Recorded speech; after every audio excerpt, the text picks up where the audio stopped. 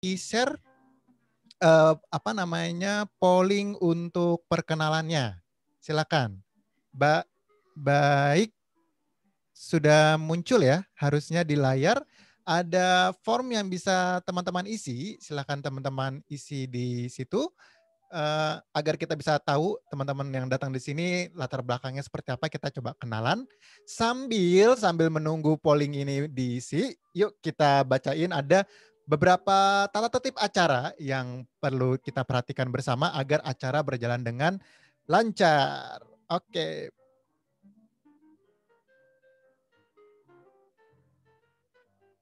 Ya, ini tata tertib acara kita pada hari ini.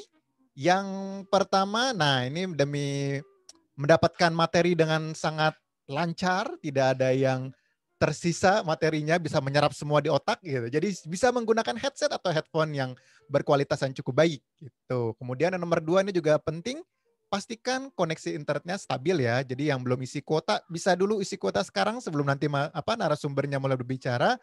Nah, ini yang paling penting nomor 3. Jadi ini akan sangat-sangat interaktif, teman-teman boleh banget nanti bertanya via chat, silakan bertanya ya, misalkan mau nanya ke siapa, ada formatnya di bawah, bracket tanya, kemudian nama narasumber yang ditanya dan pertanyaannya apa, dan fitur chat itu boleh banget teman-teman pakai untuk say hi, untuk ngobrol, misalkan ternyata di room ini ada mantan atau misalnya ada kenalan lama atau apa ketemu di sini, boleh juga ngobrol-ngobrol.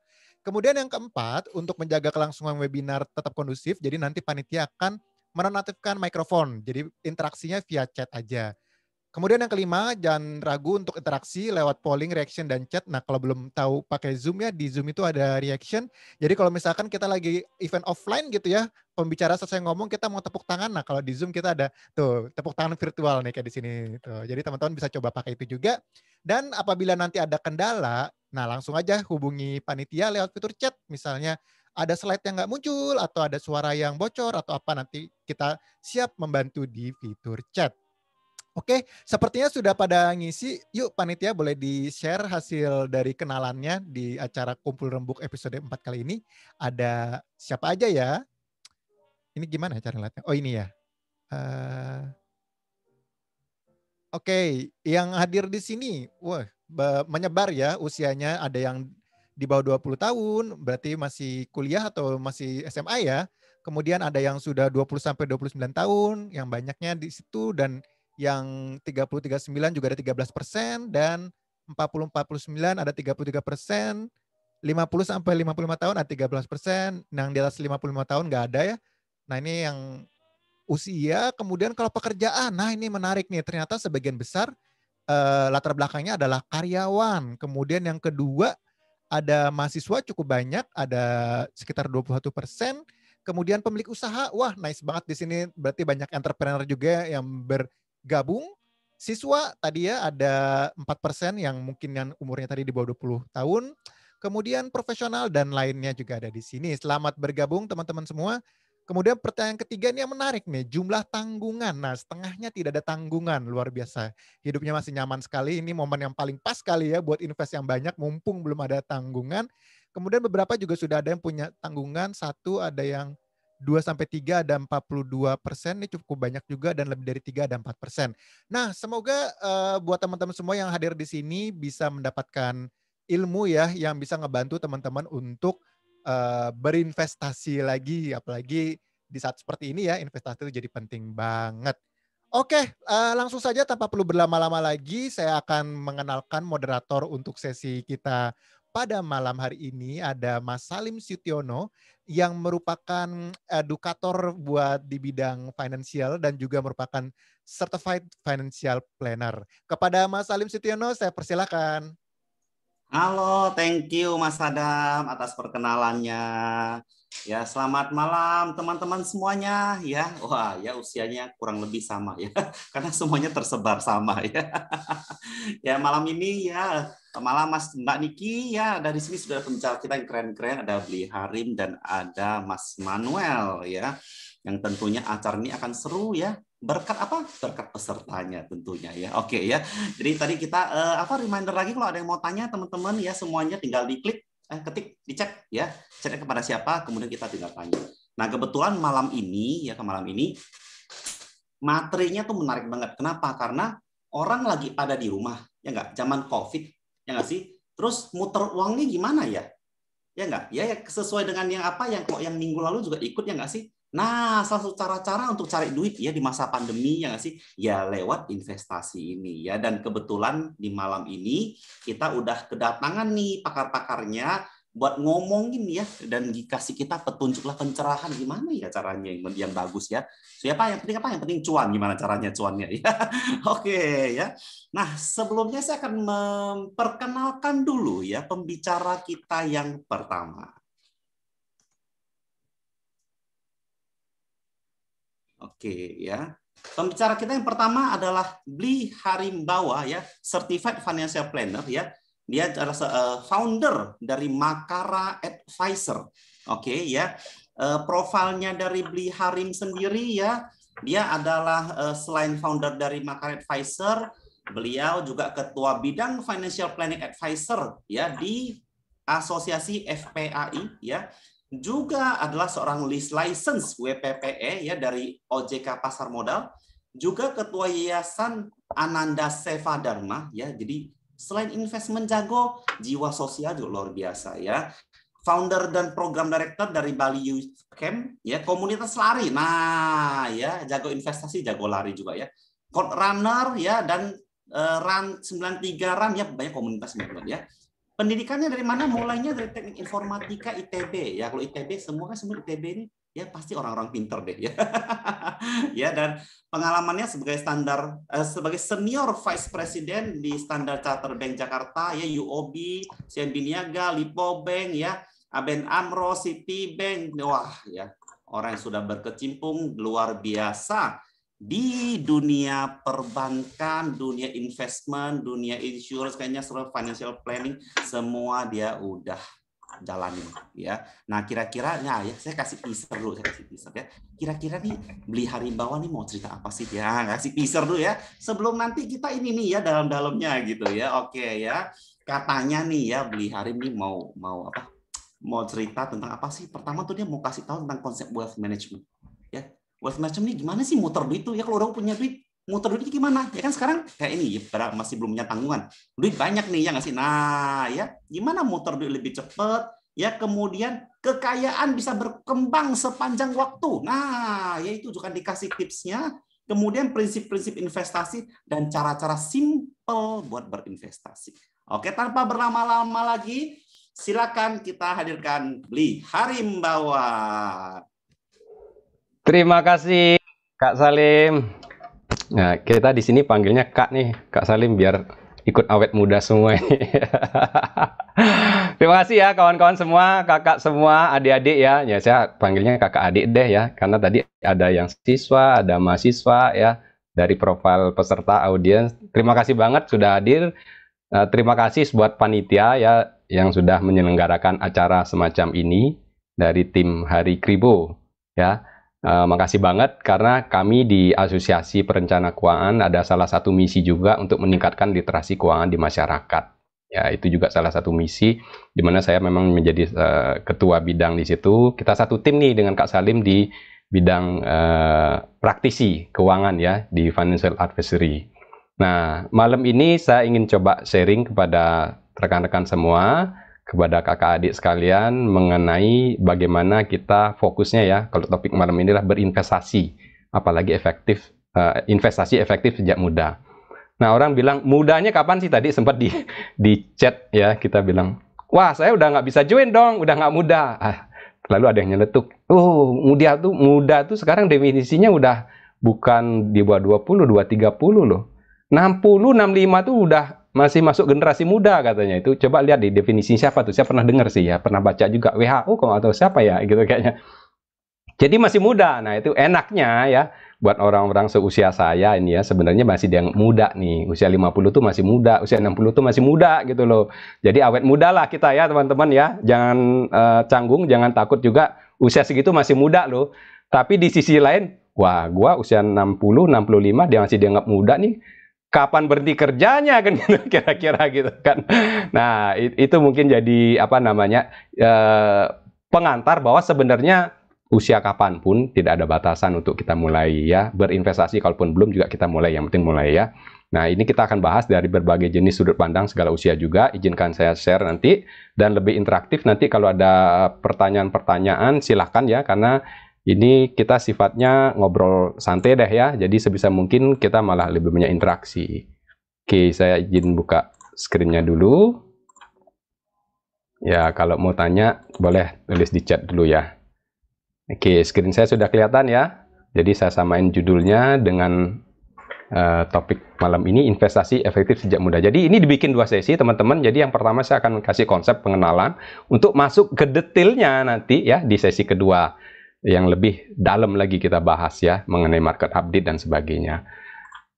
Ya tadi intronya sudah dibacakan. Ya saya kasih sponsor aja sedikit bahwa ini timnya diadakan oleh teman-teman dari ITB ya, tapi ini terbuka juga untuk umum gitu. Dan saya tuh backgroundnya memang di teknik ya, informatika, informatics engineering. Saya sempat kerja di bagian IT di Citibank dulu, dan kemudian karena di bank kita berpindah ke core bankingnya gitu backgroundnya ya.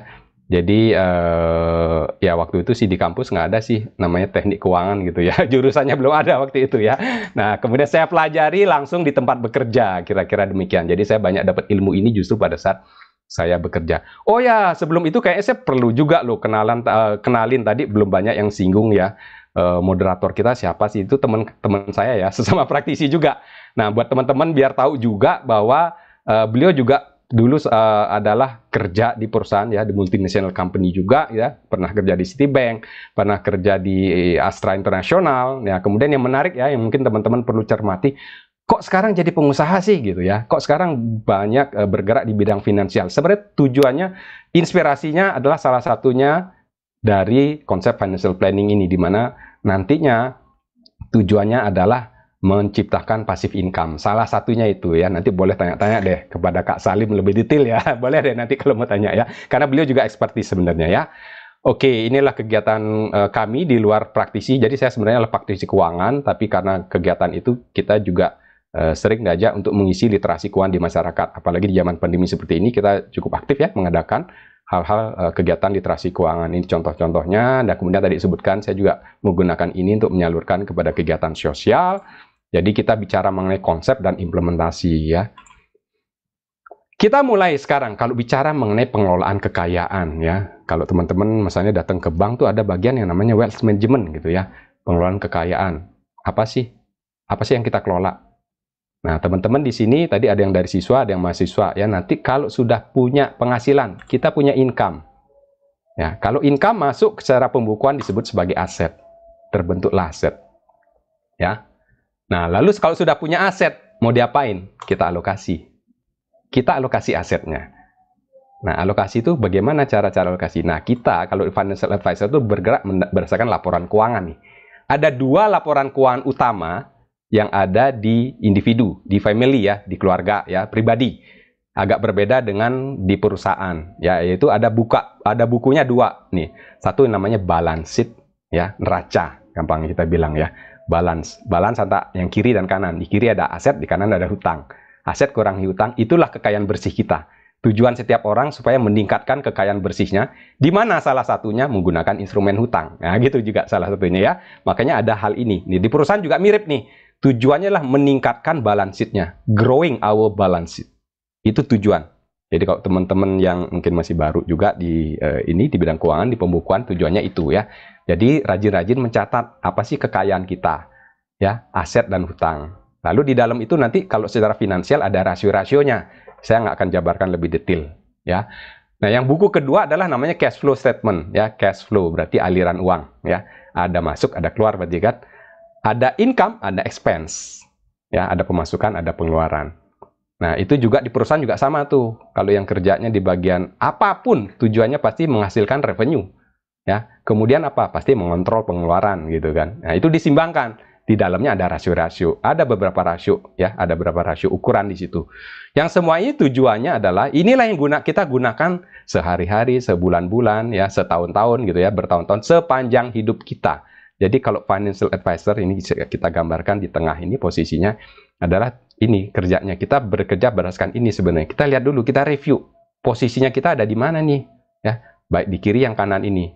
Nah, kalau di keuangan pribadi, ini 2 bukunya. Kalau kita pengusaha atau perusahaan, misalnya kita kerja di kantor, ada 1 buku lagi yang lain. Ada namanya PNL ya, Profit and Loss Statement. Jadi tujuannya perusahaan kan mencari profit kan. Nah, kalau kita di pribadi, ya profit itu nanti ujung-ujungnya lari ke balance sheet-nya. Kita kekayaan bersih kita berapa sih sepanjang hidup, itu yang kita kejar, itu yang kita review.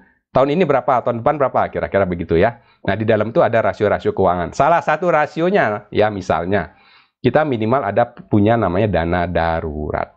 Ya, dana darurat itu apa? Dana yang kita cadangkan dalam jumlah minimum. Minimum itu relatif setiap orang, setiap keluarga, yang membuat dia merasa aman untuk keperluan darurat. Ya, biasanya dalam bentuk instrumen yang liquid. Misalnya apa? Tabungan, ya, misalnya logam mulia. Bisa juga dalam deposito.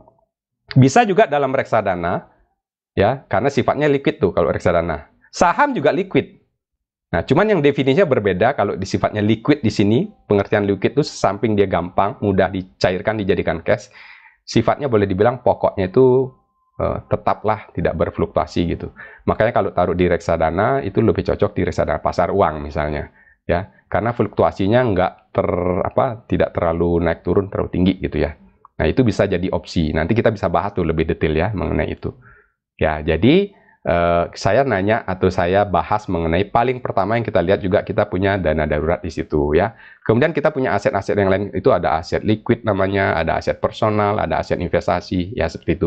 Dan itu ada rasio-rasionya, berkembang terus sepanjang waktu. Nah, sekarang saya mau nanya nih ke teman-teman. Jadi tadi itu kan ada istilah dana darurat ya.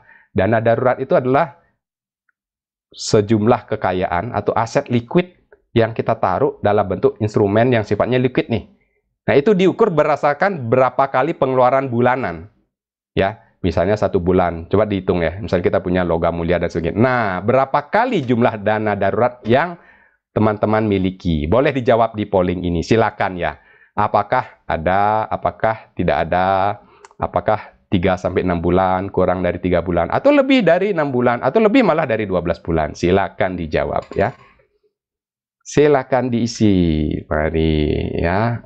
Oke, ada yang belum punya ya karena belum punya penghasilan wajar ya. Ada yang kurang dari 3 bulan boleh ya. Ada 3-6 bulan, ada 6-12 bulan, ada juga yang lebih dari 12 bulan. Oke. Ini masih setengahnya mengisi ya. Silakan.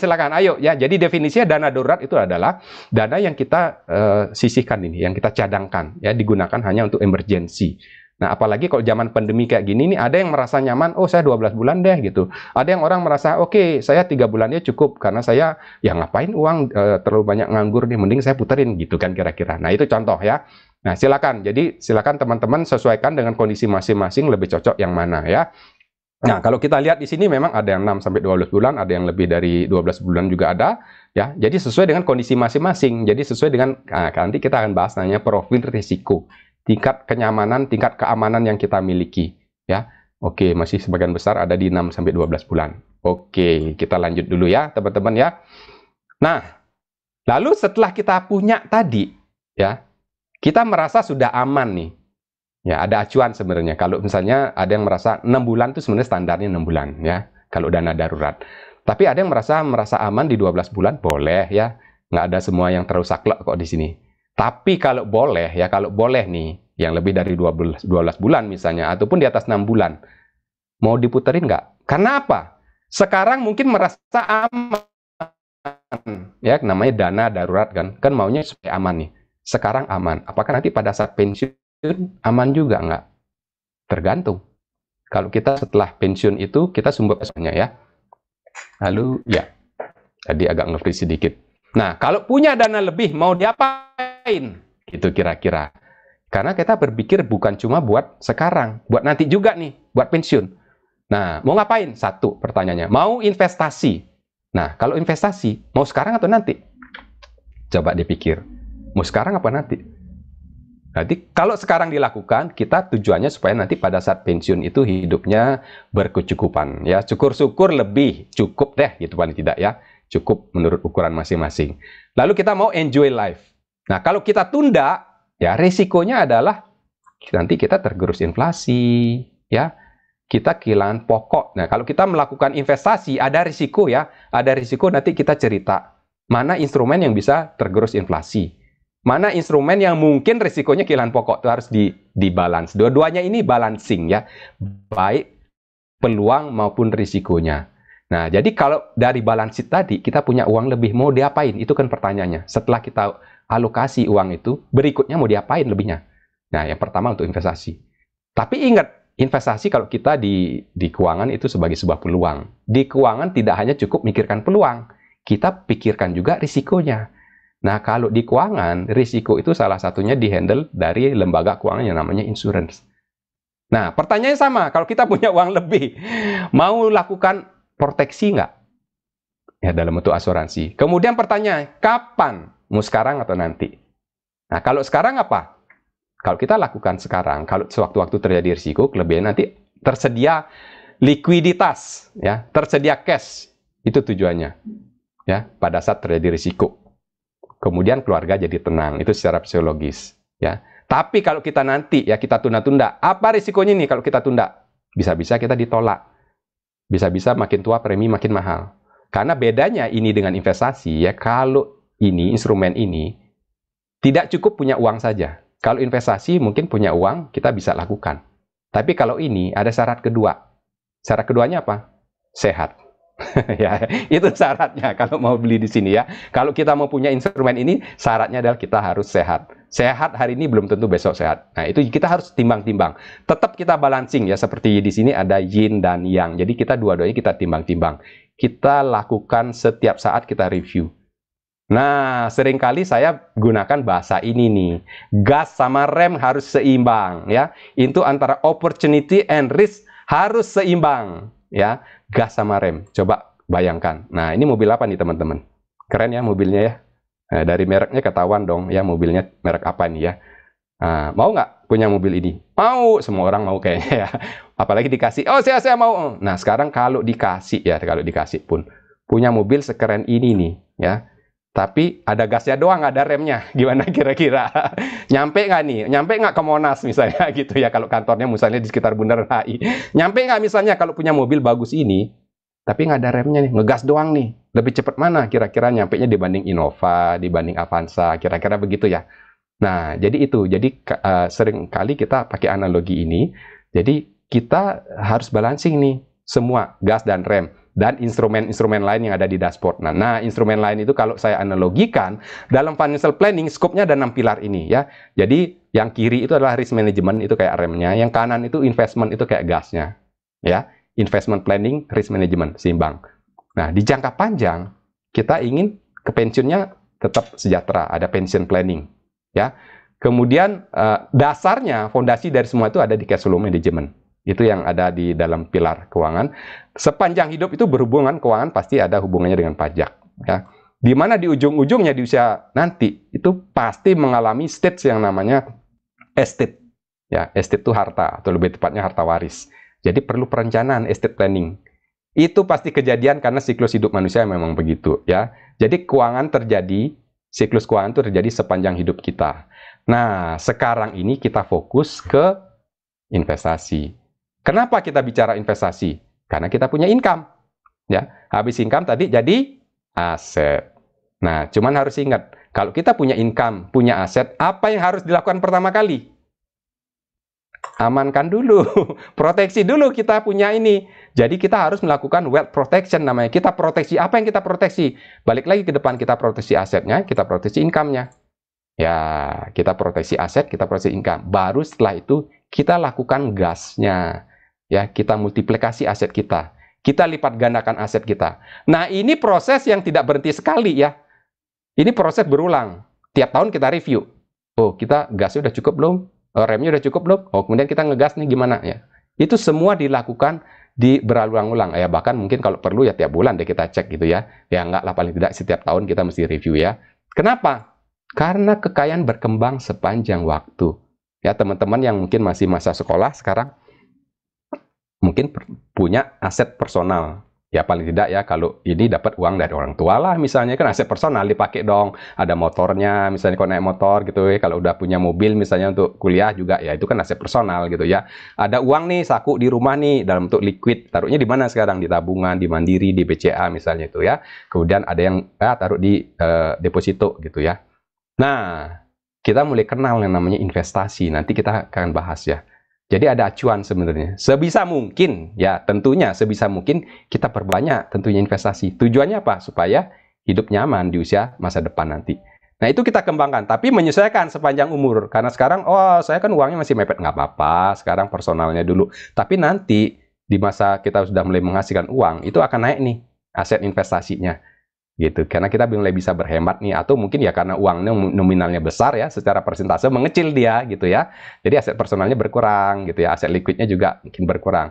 Saya perbesar deh investment, tujuannya apa? Supaya di masa depan bisa pensiun bahagia. Di mana di masa depan itu saatnya kita menikmati hasil kan gitu kan. Nah, berarti secara porsi lari ke personalnya lebih besar gitu ya. Di masa tua nanti liquidnya yang akan maunya lebih besar. Nah, itu bisa berubah. Dia menyesuaikan setiap orang. Ini contoh gambaran saja bahwa kekayaan itu secara jumlah ya umumnya berkembang sepanjang waktu, tapi juga bisa menurun. Nah, menurun itu salah satu mesti ingat ya. Karena ada terjadi risiko. Manusia itu punya kontrak. Nah, ini kayak kontrak lahir nih. Dari kecil ya, dari lahir sampai nanti pensiun tua. Dan mesti ingat ada generasi penerus. Nah, inilah namanya ada ilmu estate planning di ujung ini, lintas generasi. Kira-kira demikian. Nah, itu yang kita kelola ya, perencana keuangan itu mengelola hal-hal ini sepanjang hidupnya. Ya, mengelola hal-hal ini. Jadi kami itu financial advisor itu boleh dibilang mengelola hal-hal ini sepanjang hidupnya. Jadi mendampingi klien untuk mencapai tujuan finansial sepanjang hidupnya, cycle-nya ini. Kira-kira begitu. Jadi kalau ada pertanyaan, apa sih kerjanya financial advisor? Ngomong doang. Bukan hanya ngomong doang ya. Ya kita ngajar juga, ya literasi ya. Tapi sebenarnya kita praktisi, kita mendampingi ya. Kita juga, oh ini kalau begini, oh begini prakteknya. Ya kira-kira seperti itu ya. Nah, balik lagi. Kita punya income, kita punya aset, kita alokasi. Ingat, setelah itu kita proteksi dulu ya. Lalu kita kembangkan asetnya dalam bentuk investasi. Dan ini proses berputar-putar terus, di mana di ujungnya nanti pasti kejadian. Kenapa? Karena kita memang ada kontrak hidup ya. Ya, itu ada takdir namanya ya. Ada takdir di mana nanti pasti kita punya aset itu terdistribusi. Mau kemana distribusinya? Ya terserah. Tapi di planning loh, sejak sekarang. Kalau istilahnya dalam estate planning, sejak kapan lakukan estate planning? Sejak dinyatakan dewasa secara hukum. Karena di sini berkaitan dengan faktor hukum, teman-teman ya. Nanti cerita lebih detailnya nanti deh. Itu ada sesi panjang sih kalau bicara estate planning ya. Tapi saya kasih kisi-kisi kira-kira begitu dulu ya. Nah, kalau bicara mengenai investasi, fokusnya kita sudah lakukan tadi. Rasio keuangannya kita sudah review nih. Kita punya rasio finansial yang sehat. Kalau ingin tahu lebih detail, boleh diskusi nanti ya. Tapi ada rasio-rasio di situ. Tapi gampang tadi ada dana darurat gitu ya. Kemudian ada rasio hutang, ada macam-macam deh ya. Kemudian kalau lebih bagaimana? Ingat, apakah kita punya manajemen risiko yang cukup memadai? Ingat dulu ya. Cukup dulu deh ya. Kalau lebih, syukur. Nah, lebih itu apa? Karena ada estate planning.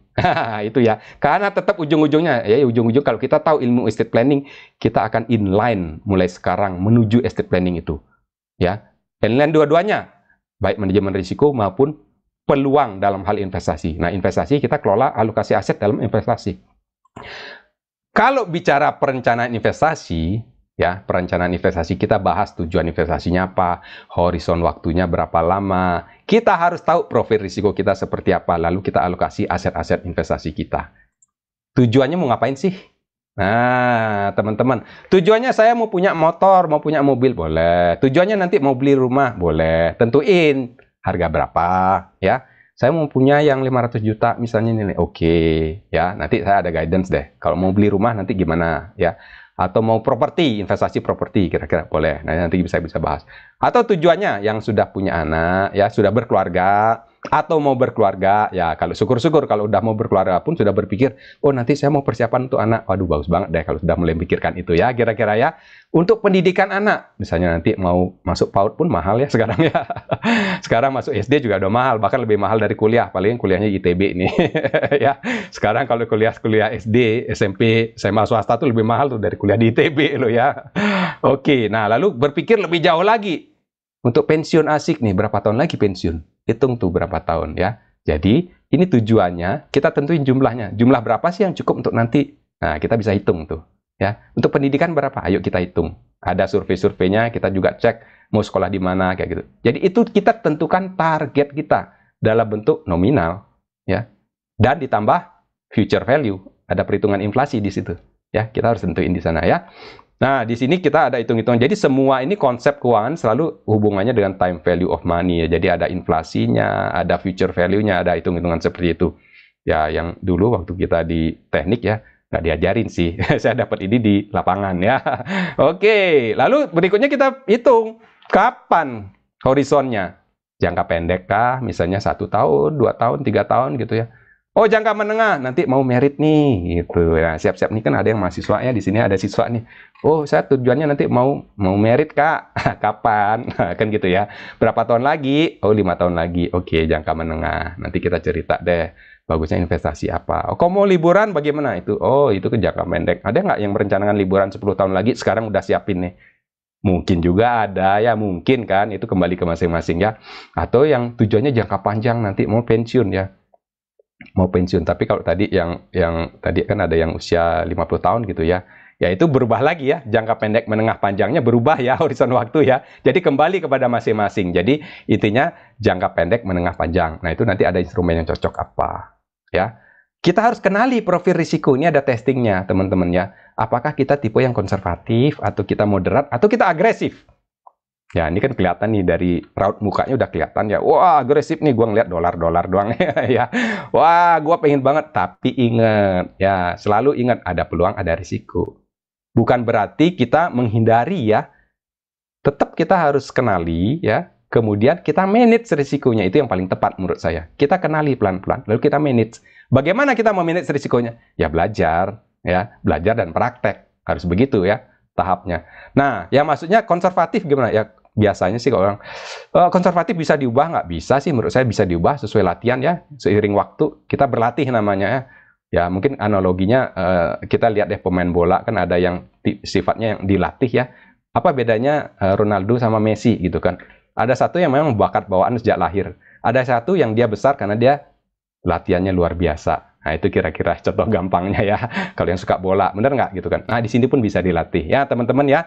Jadi, konservatif, moderat, agresif juga kita mesti validasi sih setiap waktu. Walaupun memang ada kecenderungan sih tetap ya gitu. Tapi saya pikir sih bisa menyesuaikan kok nanti gitu ya. Bukan sesuatu yang sifatnya kaku. Nah, maksudnya ini untuk kita tahu diri kita ada di mana. Maksudnya apa? Kalau kita konservatif, loh, kok sekarang instrumennya di saham? Ngerti nggak? Ya, lu ngerti nggak nih? Lu taruh unit link misalnya, tapi semuanya diarahkan ke saham nih. Loh, kok bisa? Ya, sekarang nangis-nangis. Kenapa? Kok ngeliat hasilnya begini? Sebenarnya karena kurang cocok aja. Ada mismatch gitu loh.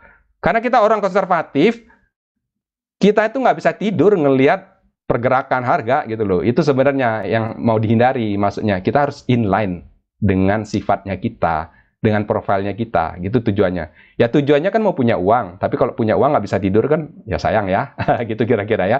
Jadi itu maksudnya kita harus kenali risk profile kita. Nanti bisa diskusi ya dengan teman-teman financial advisor untuk tahu kita ada di mana sih, gitu ya. Kita harus tahu diri kita.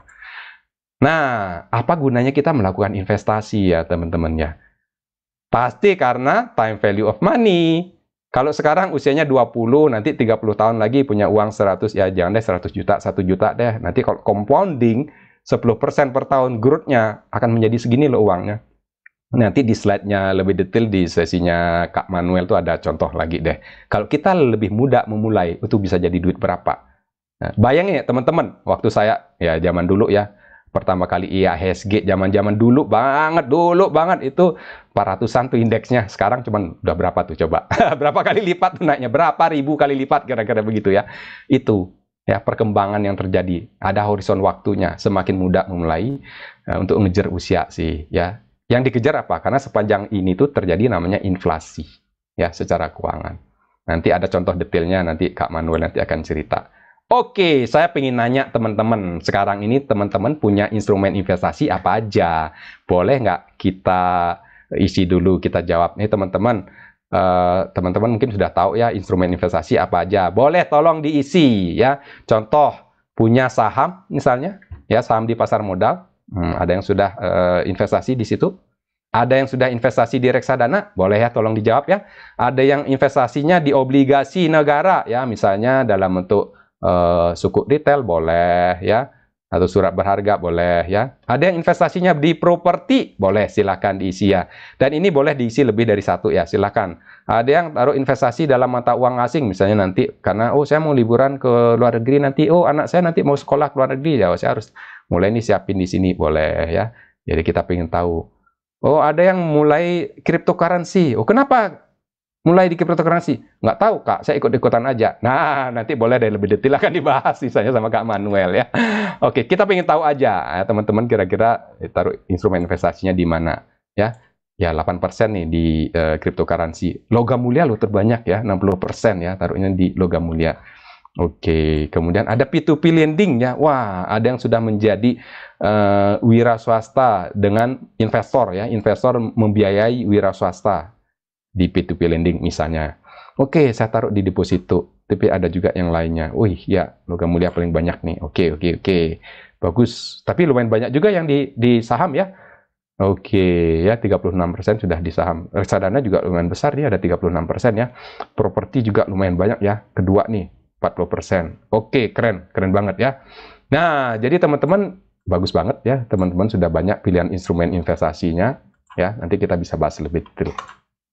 Kalau bicara instrumen investasi, kita ketahui tingkat risiko masing-masing, jenisnya dulu ya. Dari jenis instrumennya itu ada, kalau ini risikonya seperti apa. Baru kita lihat detailnya ke masing-masing dalam satu jenis itu. Kalau produknya seperti ini seperti apa sih gitu. Orang sering bilang high risk high return gitu ya.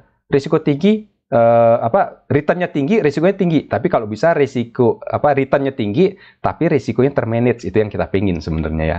Nggak apa-apa, kita tahu yang risiko tinggi, tapi kita manage ya. Kemudian kita harus ingat horizon waktu tadi. Kita harus tahu juga loh biaya-biaya ya, teman-teman. Masing-masing instrumen itu tahu dulu, cari tahu. Jangan pikir, saya ikut-ikutan gitu ya. Enggak, kita harus kenal dulu biaya dan pajaknya. Nah, yang perlu kita perhatikan adalah dua hal ini. Kalau kita instrumen ini terlalu rendah risikonya, ya, risiko rendah itu, risiko dalam hal returnnya, kilang return gitu ya, kilang pokok, tapi dia risikonya tergerus inflasi nih, pokoknya itu ya, tidak terlalu berkembang. Nah, sehingga kita harus kenali yang, ya mulailah kenali dikit-dikit yang menengah sampai risikonya tinggi. Karena apa? Karena returnnya tinggi, tapi hati-hati. Jangan sampai kehilangan pokok. Karena itu ada risiko di situ. Kira-kira seperti itu ya, teman-teman ya. Nah, jadi, kalau saya boleh share tipsnya adalah kita harus kenali dan pahami. Jangan sekedar ikut-ikutan. Hati-hati banget, sekarang ada banyak investasi bodong ya. Macam-macam nih. Namanya cari duit ya. Namanya usaha gitu kan. Namanya juga usaha gitu. Bikin usaha tertentu. Nih kita kenalin instrumen. Ayo ikut. Ternyata bodong. Gampang ya. Ada Satgas Waspada Investasi di OJK. Telepon aja. Kalau nggak salah 157. Gampang banget. Telepon 157. Coba tanya nih. Saya ditawarkan produk seperti ini. Itu kira-kira investasi bodong, Kak? Oh, ini di bawah pengawasan OJK, Kak.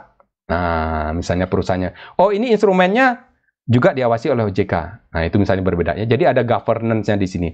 Ya, jangan salah. Kadang-kadang yang sudah dalam pengawasan pun juga bisa amsyong ya. Ada aja kejadian. Namanya risiko tetap ada ya, teman-teman ya. Ya, macam-macam sih risiko itu ya. Ada berbagai jenis risiko di situ. Mulailah dari yang risikonya paling rendah dulu, lebih rendah. Kemudian bertahap nih kita pelajari yang berikutnya. Kita bangun sebuah portfolio namanya, atau alokasi aset.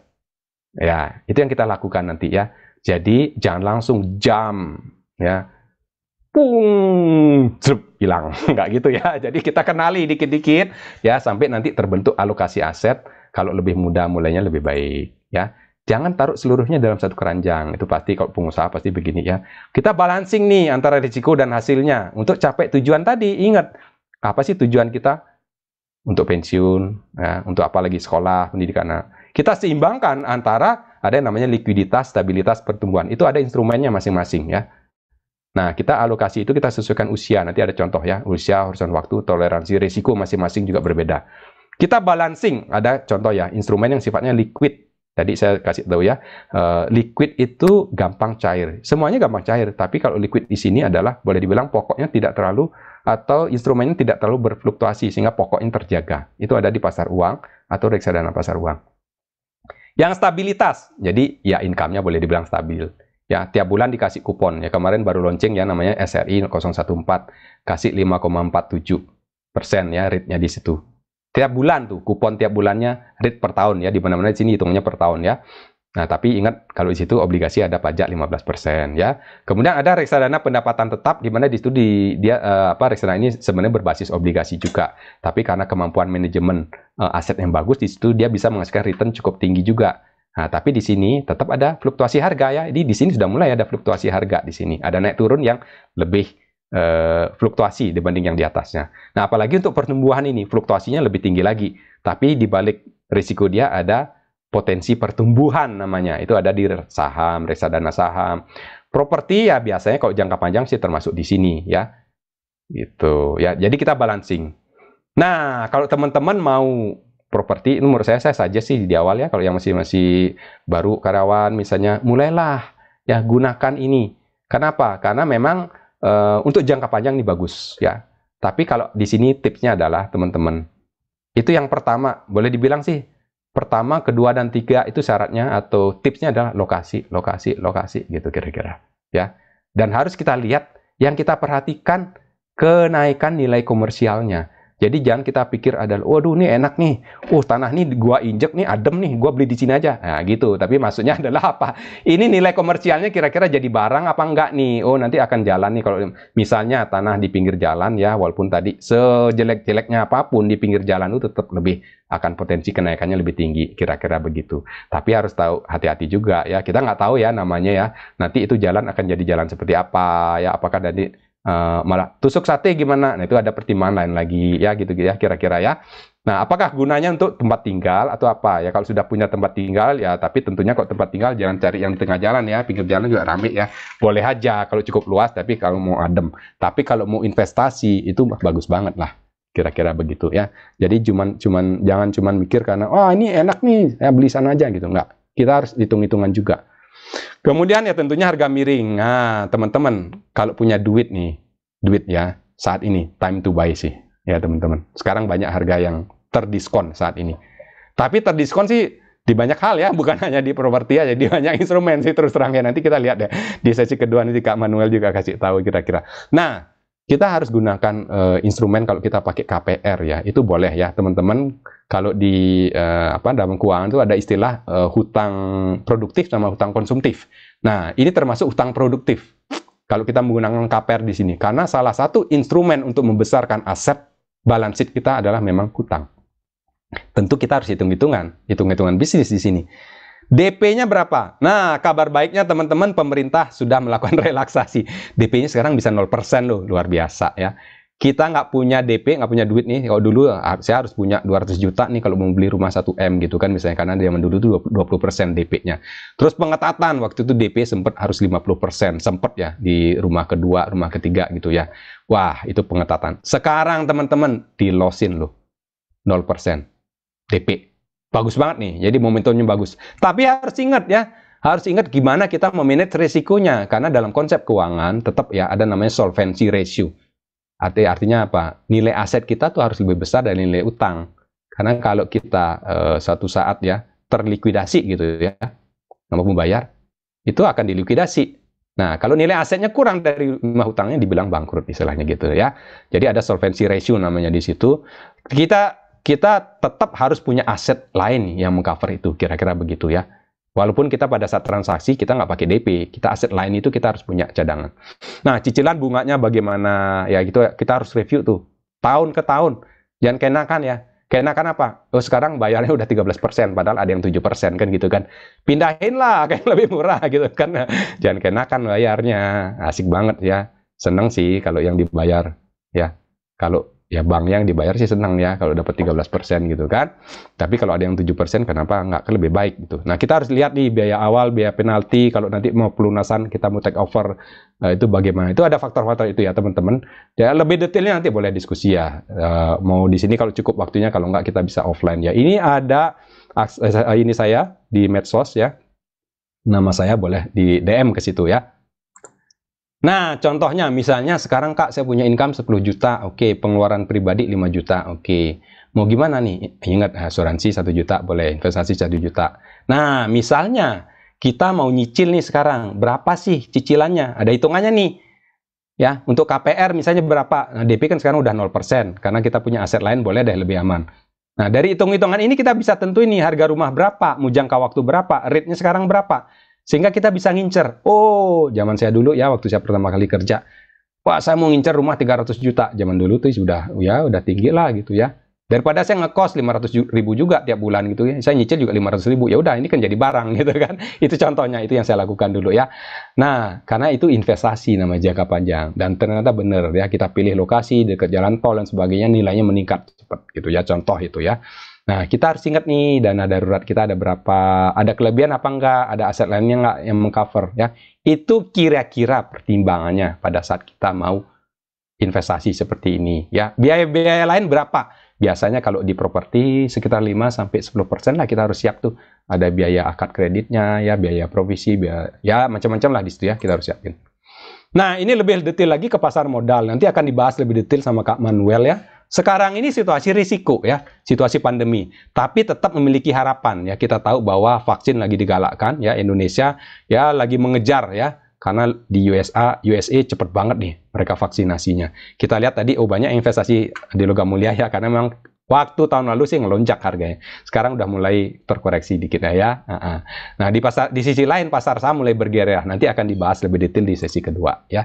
Tapi saya mau ingetin teman-teman, kalaupun kita punya uang ya, uang nganggur di tabungan misalnya tadi ada dana darurat, kita harus kenal loh instrumen investasi. Paling tidak kita kenali yang namanya instrumen reksadana pasar uang deh, karena ini yang paling risiko paling rendah dalam reksadana. Coba teman-teman googling, ini tadi saya googling ya. Tabungan suku bunga tabungan sekarang 0,25% per tahun. Potong pajak 20% menjadi 0,2%. Sementara kalau dalam reksadana pasar uang itu bisa 4%-an lebih malah nih. Nah, ini kondisi hari ini ya, report berarti harga per kemarin. Berarti apa? 20 kali lipat nih. Ya nggak ngapa-ngapain juga nih, di sini kita bisa dapat return 20 kali lipat gitu ya. Jadi ya ini semua bisa dilakukan dengan cara yang simple. Sekarang zaman mudah banget ya. Ada banyak aplikasi, ini salah satu saya munculin nanti Moduit, Kak Manuel dari Moduit ya. Ada yang lain, ada Tanam Duit, ada Bibit, macam-macam zaman sekarang nih banyak banget tuh marketplace-nya ya. Bisa beli di Bareksa juga bisa ya. Nah, sepanjang tahun, sepanjang waktu, kita melakukan namanya alokasi aset seperti ini. Contoh yang simpel ya, saya kasih tahu ya. Mungkin di awal kita mulai dengan, ya saya taruh dulu deh, yang biru dulu deh semua 100%. Nanti saya pelajari yang hijau itu lebih berisiko, tapi ada returnnya lebih tentunya. Nah, yang kuning memang lebih berisiko. Tapi kita tahu risikonya, kita manage risikonya, saya coba dulu deh kecil 10%. Oke, nanti karena saya udah ngerti cara manage-nya, saya tambah nih yang kuning. Saya tambah yang hijau, yang birunya saya kurangi porsinya. Nah, bila perlu nanti jumlahnya pun saya tambah. Nah, ini bukan hanya porsinya. Begitu terus ya, ini kita ubah-ubah, kita alokasi, dan sepanjang usia itu kita bisa review ya, sepanjang waktu sebenarnya. Di mana nanti mungkin liquidnya yang besar ya. Contoh seperti itu. Nanti bisa detailnya lebih detail, strateginya dibahas di sesi 2. Itu yang kita lakukan dalam konsep berinvestasi. Mudah-mudahan penjelasan pengenalan konsep saya cukup clear. Kalau ada yang kurang nanti kita bisa bahas.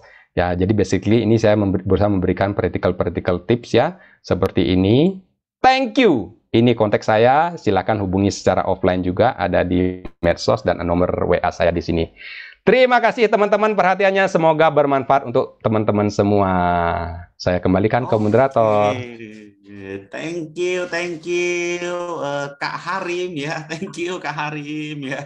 Tunggu panggilnya Bli ya, karena dia orang Bali ya. Luar biasa loh ya, teman-teman. Ini apa namanya? Nangkep nggak ya tadi? Banyak sekali ceritain loh ya, dari puter uang gitu ya. Muternya mesti kemana ya, apa juga semua itu ya. Ada ternyata muter uang itu bisa kemana-mana aja gitu teman-teman ya. Jadi memang kalau kita pikir-pikir gitu ya, selama kita belajar dari SD, SMP, SMA, S1, S2, S3, kita belajarnya apa sih? Belajarnya cari duit. Betul nggak? Pernah nggak sampai S3 belajarnya ini duit? Udah cari, udah dapat. Mesti diapain? Nggak ada. Betul kan? Kita nggak pernah belajar kalau dipikir-pikir. Nggak pernah loh kita belajar. Habis dapat duit itu mesti diapain sih? Jadi kita kira-kira aja, setaunya kita aja yang kita lakukan gitu ya. Nah ya, Bli Harim ini ya menceritakan dengan putaran dengan sangat bagus ya. Kalau teman-teman mau bertanya, silakan tanya di kolom chat ya, selagi masih ada nih ya. Oke, nah kita akan beralih ya ke pembicara kedua, narasumber kedua yang juga luar biasa. Yang jelas pertama yang luar biasa adalah apa? Gantengnya ya teman-teman. Ya, luar biasa gantengnya dulu ya. Dari fotonya aja udah ganteng gitu kan ya. Manuel Adi Purwanto ya dia sekarang adalah seorang investment connoisseur dari Moduit ya. Nah, ya siapa sih Mas Manuel ini ya? Dia adalah seorang financial planner yang memiliki antusias di bidang investasi pasar modal ya, dengan pengalaman 15 tahun lebih di bidang keuangan ya. Saat ini dia menjabat menjadi investment connoisseur di PT Moduit Digital Indonesia ya. Udah melanglang buana juga ke Citibank, ke HSBC, ke Commonwealth ya. Jadi udah tahu dong ya, kalau orang yang track recordnya begini ya nggak sih, pasti orang pintar juga. Jadi selain ganteng juga pintar. Nah ya, Sampai saya belum tahu tanya statusnya ya. Kalau yang mau tanya statusnya apa, silakan nanti di chat statusnya apa gitu ya. Saya tidak tahu ya. Oke ya, sekilas ya apa sih ya bocoran-bocorannya mau dikasih sama Mas Manuel ini gitu ya. Nanti Mas Manuel ya, dia kan cerita macam-macam investasi, dan ternyata investasi katanya ada yang pasti untung loh. Ada yang pasti untung, ada yang nggak pasti juga. Ya. Terus strategi investasi itu dia nanti mau ceritakan nih, dicocokkan dengan karakter, dicocokkan dengan siklus ekonomi ya, kayak pandemi seperti ini lo mesti belinya apa? Tadi ada yang sempat nanya tuh, kita simpan ya. Oke teman-teman ya, mungkin ada jawabannya, mungkin juga tidak ya. Oke ya, dan dia akan cerita juga praktek simpelnya investasi sih seperti apa sih ya. Jadi tips-tipsnya seperti apa? Ini adalah pakarnya dan praktisinya langsung. Oke, silakan waktu diberikan kepada Mas Manuel. Baik, terima kasih. Ya, perkenalnya Pak Salim ya. Selamat sore, malam ya. Selamat malam ya. Semuanya, rekan-rekan semuanya, kakak-kakak, Bapak Ibu ya. Oke, mungkin saya mau share screen terlebih dahulu ya.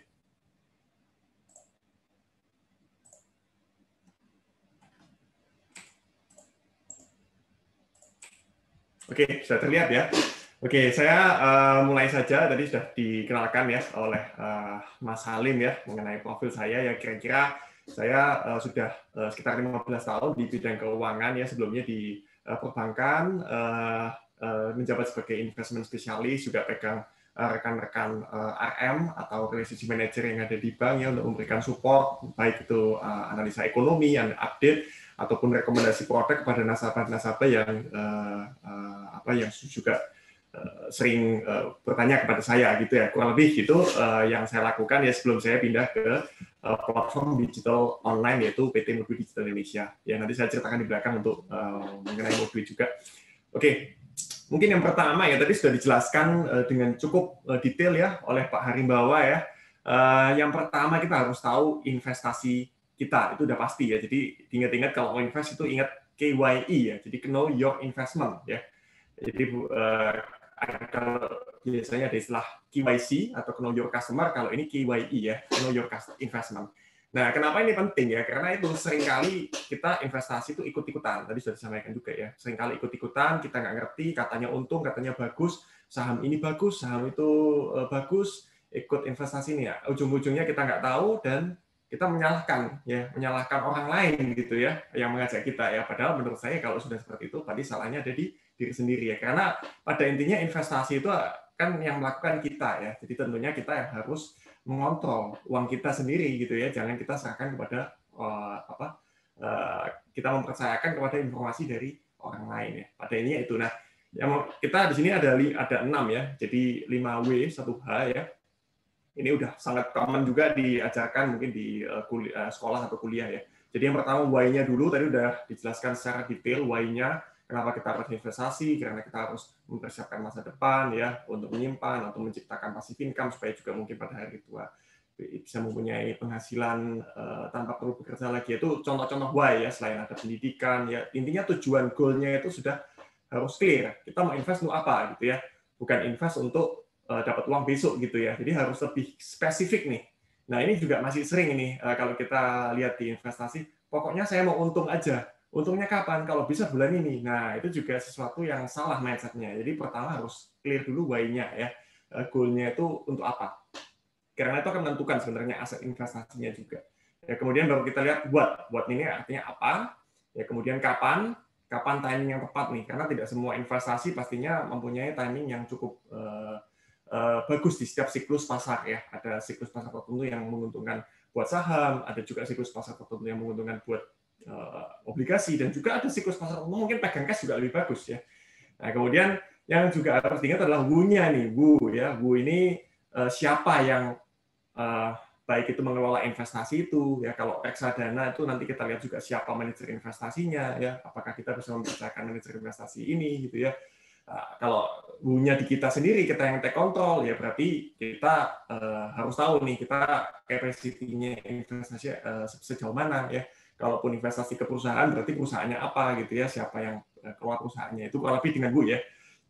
Oke, kalau where, berarti di mana kita melakukan investasi itu ya, dan caranya bagaimana. Kurang lebih itu sih gambarannya yang harus dipahami sebelum kita mulai investasi. Nah, ini kita akan coba sedikit breakdown mengenai hal ini gitu ya. Nah, saya tidak akan ulangi yang why karena why-nya tadi sudah cukup jelas ya, clear disampaikan. Nah, yang pertama, kita harus pahami tadi piramida keuangan ya. Tadi yang mengenai hal pertama adalah mengenai fondasi ya. Fondasi ini artinya apa?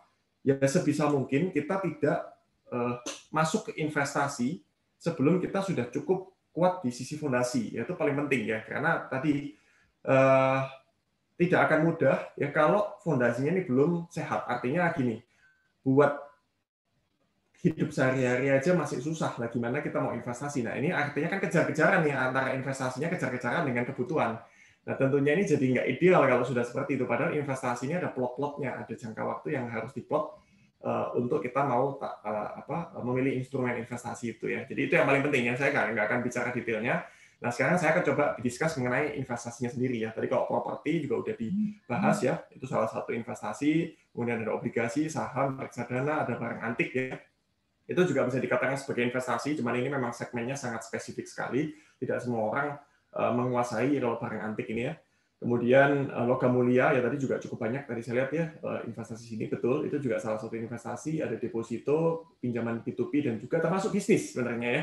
Kita invest ke bisnis orang lain, atau mungkin kalau di platform bisnis juga sekarang juga ada ya, atau kalau istilahnya namanya crowdfunding ya, di mana kita patungan rame-rame invest ke sebuah usaha atau bisnis, yaitu semuanya investasi. Nah, yang mungkin agak sedikit perlu dipahami adalah kita harus mengendalikan risikonya ya, bukan return. Nah, ini yang memang susah itu seperti ini.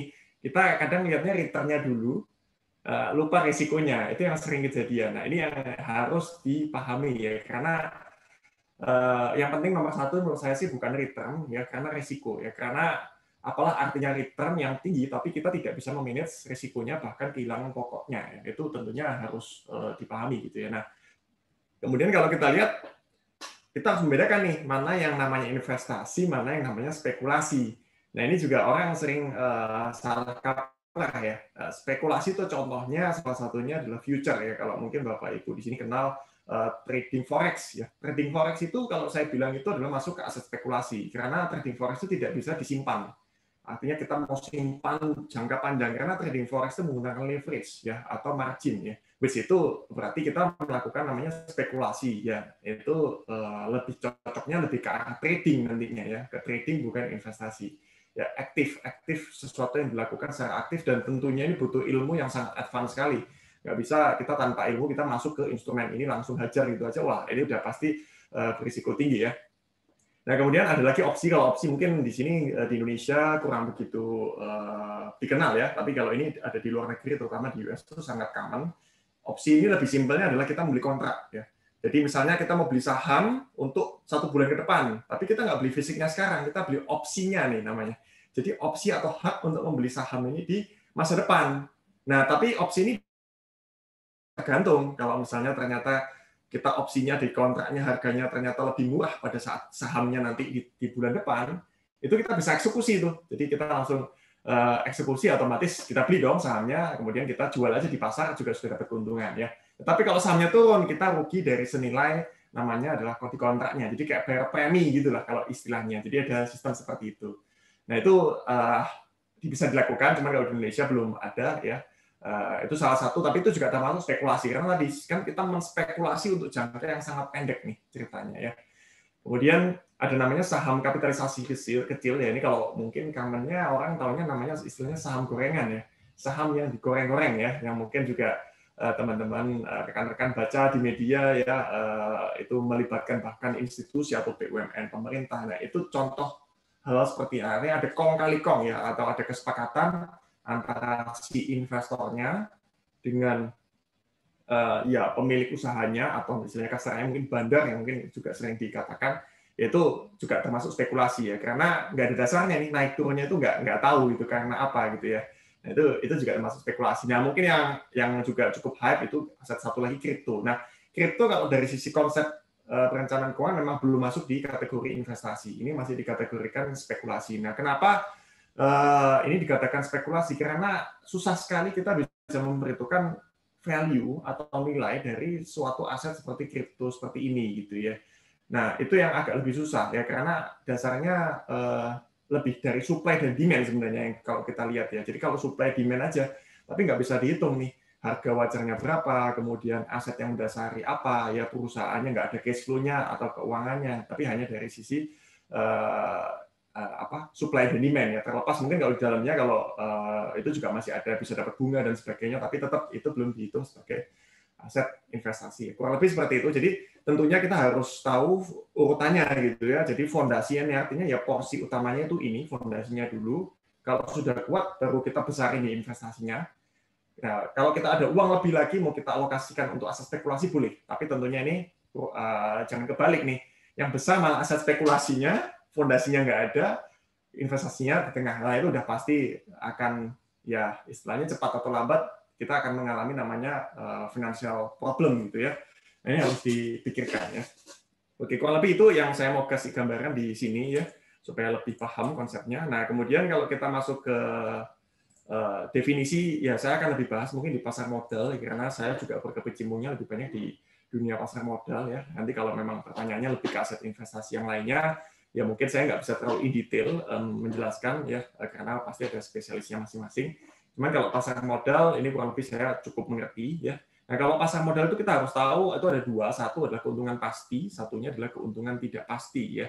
Nah kalau keuntungan pasti itu apa ya? Intinya kalau kita simpan kita dapat return yang pasti ya, apa deposito, kemudian ada obligasi, obligasi ini pun ada dua ya, ada obligasi pemerintah yang seperti tadi disebutkan ada ORI, suku, FR, kalau yang dalam dolar namanya Indon atau Indois ya versi dolarnya. Kalau obligasi pemerintah ya tentunya ini tergantung obligasi korporasi tergantung emiten ya, emiten yang menerbitkan ya, ada cukup banyak juga.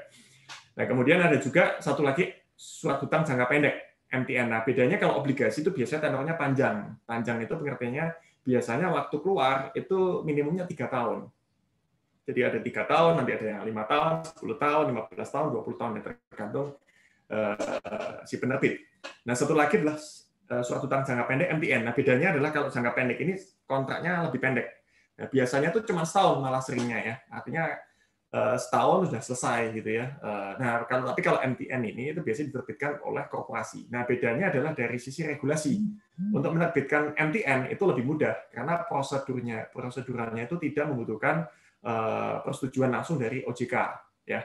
Nah sedangkan obligasi itu harus membutuhkan persetujuan OJK. Jadi ya kalau dibilang MTN ini lebih kayak ya kita percaya aja sama si penerbit bahwa mereka mengutang, ada papernya, ada dokumentasinya, ya lebih ke arah sana ya. Jadi lebih ke agreement ya, meskipun ada dokumennya tapi tidak ada izin dari OJK dan tidak diawasi secara ketat oleh OJK. Dan MTN ini bedanya ada terbatas ya, jadi satu kali penerbitan biasanya hanya boleh untuk 49 nasabah ya. Jadi memang lebih dibatasin sebenarnya ya, karena nggak perlu persetujuan OJK tapi dibatasin dari sisi jumlah investornya.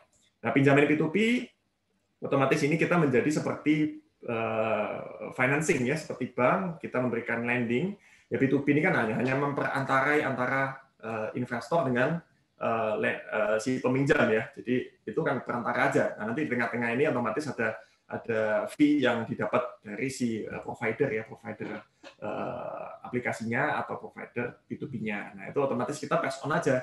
Nah, tapi sekali lagi, nah meskipun keuntungan pasti, ya tentunya setiap masing-masing ini ada risikonya. Ya, risikonya yang paling kecil pasti deposito. Cuman apakah deposito nggak ada risiko? Ya kita tahu tidak semua deposito dijamin oleh LPS ya, atau lembaga penjaminan simpanan.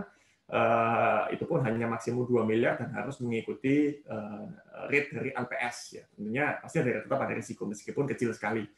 Nah, kemudian ada obligasi berarti risikonya apa? Risiko default terutama ya, terlepas dari naik turunnya harga. Default itu berarti kan gagal bayar ya. Ini terutama dimiliki oleh obligasi koperasi. Kalau pemerintah bisa dikatakan sampai sekarang belum ada risiko itu. Kemudian surat hutang jangka pendek ya sama tadi dengan obligasi koperasi. Nah, pinjaman P2P ya kita tahu lah. Berarti resikonya adalah kalau si peminjam ini tidak mengembalikan uangnya pada saat jatuh tempo ya. Nah, itu kurang lebih risikonya. Nah, kemudian yang satu lagi keuntungan tidak pasti yang valuta asing ya. Artinya kita beli dolar kemudian simpan di mata uang dolar dengan harap mungkin dolar ini bisa naik ya. Tapi sekali lagi apakah ada cash flow atau keuntungan yang pastinya nggak ada ya, karena kita hanya mengharapkan kenaikan harga atau istilahnya capital gain-nya yang kita harapkan ya dari investasi tersebut. Ya, kemudian yang berikutnya adalah saham ya. Ini juga sama, tidak pasti. Even kalau kita dapat dividen pun itu juga tidak pasti. Jadi ini keuntungan yang tidak pasti. Nah, pasar modal sebenarnya simpel itu aja. Dua ini tinggal nanti dikombinasi. Ada namanya produk turunannya. Nah, produk turunannya itu yang dinamakan opsi dan future. Itu adalah produk turunan dari pengembangan antara investasi di valuta asing dengan saham, tapi dibuat leverage atau dibuat kontrak khusus gitu ya, yang tadi seperti saya jelaskan. Nah, kemudian kalau saham itu juga bisa dikombinasi menjadi reksadana atau nanti ada lagi ETF ya. Kalau ETF itu bedanya bisa diperdagangkan setiap hari, tapi sayangnya di Indonesia masih belum terlalu liquid untuk instrumen ini. Jadi mungkin reksadana jauh lebih liquid ya. Nah, ini kemudian dikombinasi dengan deposito, obligasi itu bisa masuk di reksadana. Kemudian ada satu lagi namanya reksadana terproteksi. Nah, itu biasanya adalah isinya obligasi. Jadi obligasi yang dipaket menjadi sebuah reksadana yang diproteksi pokoknya. Karena apa diproteksi ya? Karena obligasi kan memiliki namanya jatuh tempo. Nah, kalau jatuh temponya obligasi ini 3 tahun, ya tinggal dibungkus aja, dibuat reksadana terproteksi yang jatuh temponya 3 tahun, dihitung di dalamnya returnnya berapa ya. Jadi seperti itu sebenarnya konsep investasi di pasar modal nggak terlalu rumit ya. Sebenarnya asal kita paham konsepnya. Jadi dari sini kita tahu loh reksadana investasi kemana ya, simpel. Oh berarti kalau nggak deposito obligasi saham gitu, kurang lebih seperti itu cara bacanya. Nah jadi ini kalau disimpulkan ya reksadana, pasar uang, obligasi saham. Nah saya akan coba sedikit bahas ya, intinya tadi sudah dibahas. Kenali profil risiko Anda itu betul sekali. Kenapa? Tidak mudah ya. Investasi itu paling susah adalah psikologis kalau menurut saya ya. Kalau Bapak Ibu yang sudah pengalaman investasi ini, psikologisnya itu yang lebih susah daripada kita punya ilmunya ya. Itu saya sendiri juga mengalaminya ya. Itu paling susah. Nah, makanya ini penting sekali profil risiko. Kalau kita nggak bisa menerima toleransi risiko yang terlalu tinggi, ya jangan semua aset investasinya dimasukkan ke toleransi ke risiko yang terlalu tinggi. Nanti nggak bisa tidur. Kalau nggak bisa tidur, nanti semua berantakan, setiap hari kepikiran. Ya misalnya kita investasi saham pun, kita ngeliat monitor atau aplikasi reksadana saham kita setiap hari. Kalau investasi reksadana saham misalnya juga seperti itu nggak sesuai ya, karena yang penting adalah apa yang kita bisa terima risikonya dan kita nyaman melakukan investasi itu. Ya. Itu yang paling penting sebenarnya nomor 1 ya. Jadi kalau tadi contohnya reksadana pasar uang, memang returnnya kecil. Nah, tapi ini cocok sekali untuk investor yang sangat konservatif atau ini adalah menggunakan instrumen sebagai dana darurat ya. Dana darurat artinya dana standby yang kita memang mau simpan, nggak buat cari untung, tapi fokusnya adalah kalau perlu kita pakai. Nah, itu bisa untuk di pasar uang karena pasar uang bisa dikatakan paling minim resikonya ya mendekati 0 tapi tidak 0 ya. Karena reksadana pasar uang kalau hariannya bisa minus bisa ya karena di dalamnya terkandung ada instrumen pasar uang. Nah, pasar uang itu di dalamnya ada depositonya, ada obligasi juga, tapi obligasinya di bawah setahun yang sudah mau jatuh tempo. Jadi kalau sudah mau jatuh tempo di bawah setahun itu relatively kalau dipegang sampai jatuh tempo ya bisa dikatakan kembali ke nilai pokoknya gitu ya. Jadi bisa dikatakan relatif aman gitu ya. Nah, itu yang dikatakan paling kecil risikonya. Nah, kemudian reksadana pendapatan tetap karena isinya 80% obligasi, Dan obligasinya ini macam-macam. Reksadana pendapatan ini ada yang dikatakan reksadana pendapatan yang cukup agresif, artinya fluktuasinya tinggi, ada yang cukup defensif, artinya fluktuasinya rendah. Nah, yang agresif sama defensif ini itu membedakannya adalah berdasarkan isinya. Isinya apa? Kalau isinya obligasi yang jatuh temponya panjang, semakin panjang berarti fluktuasinya semakin tinggi. Kalau isinya obligasinya semakin pendek, katakanlah contohnya isinya ori atau suku nih yang jatuh temponya kurang dari 3 tahun atau maksimum 3 tahun, ya tentunya fluktuasinya lebih kecil gitu ya. Ya tadi kembali lagi, high risk, high return. Kalau isinya semakin panjang, berarti volatility-nya semakin tinggi, return-nya bisa semakin tinggi, dan juga semakin risikonya juga semakin tinggi ya. Itu konsep dasarnya. Ya. Tapi ada dua sebenarnya, ini bisa di-breakdown lagi. Nah, reksadana campuran ini agak cukup menarik, Bapak Ibu. Ya, saya nggak nanti saya akan polling ya sedikit ya. Setelah ini saya ingin tahu nih Bapak Ibu sudah punya yang mana. Nah, kalau reksadana campuran itu, ini menariknya adalah si manajer investasi itu bisa mengalokasikan investasinya itu maksimum 79% di setiap instrumen ini. Nah, ini menariknya nih.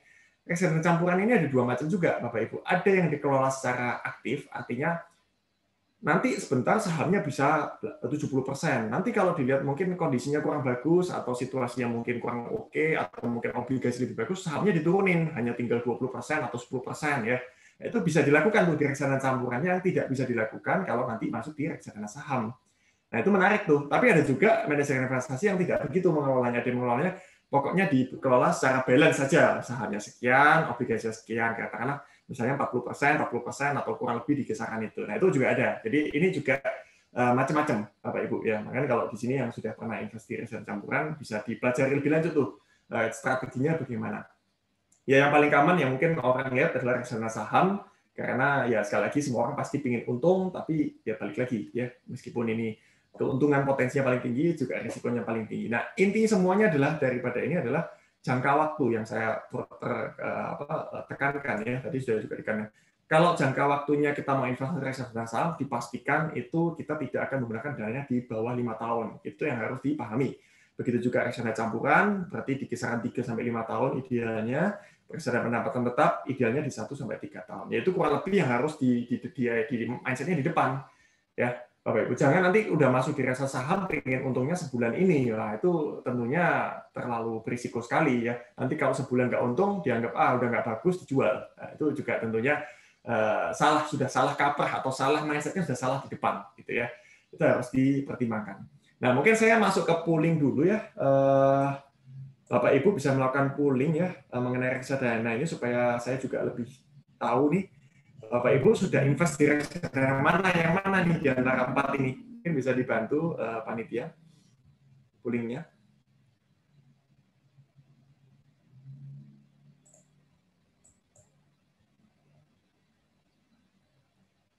Oke, saya nggak tahu ini sudah muncul nggak di layar saya sih, belum muncul.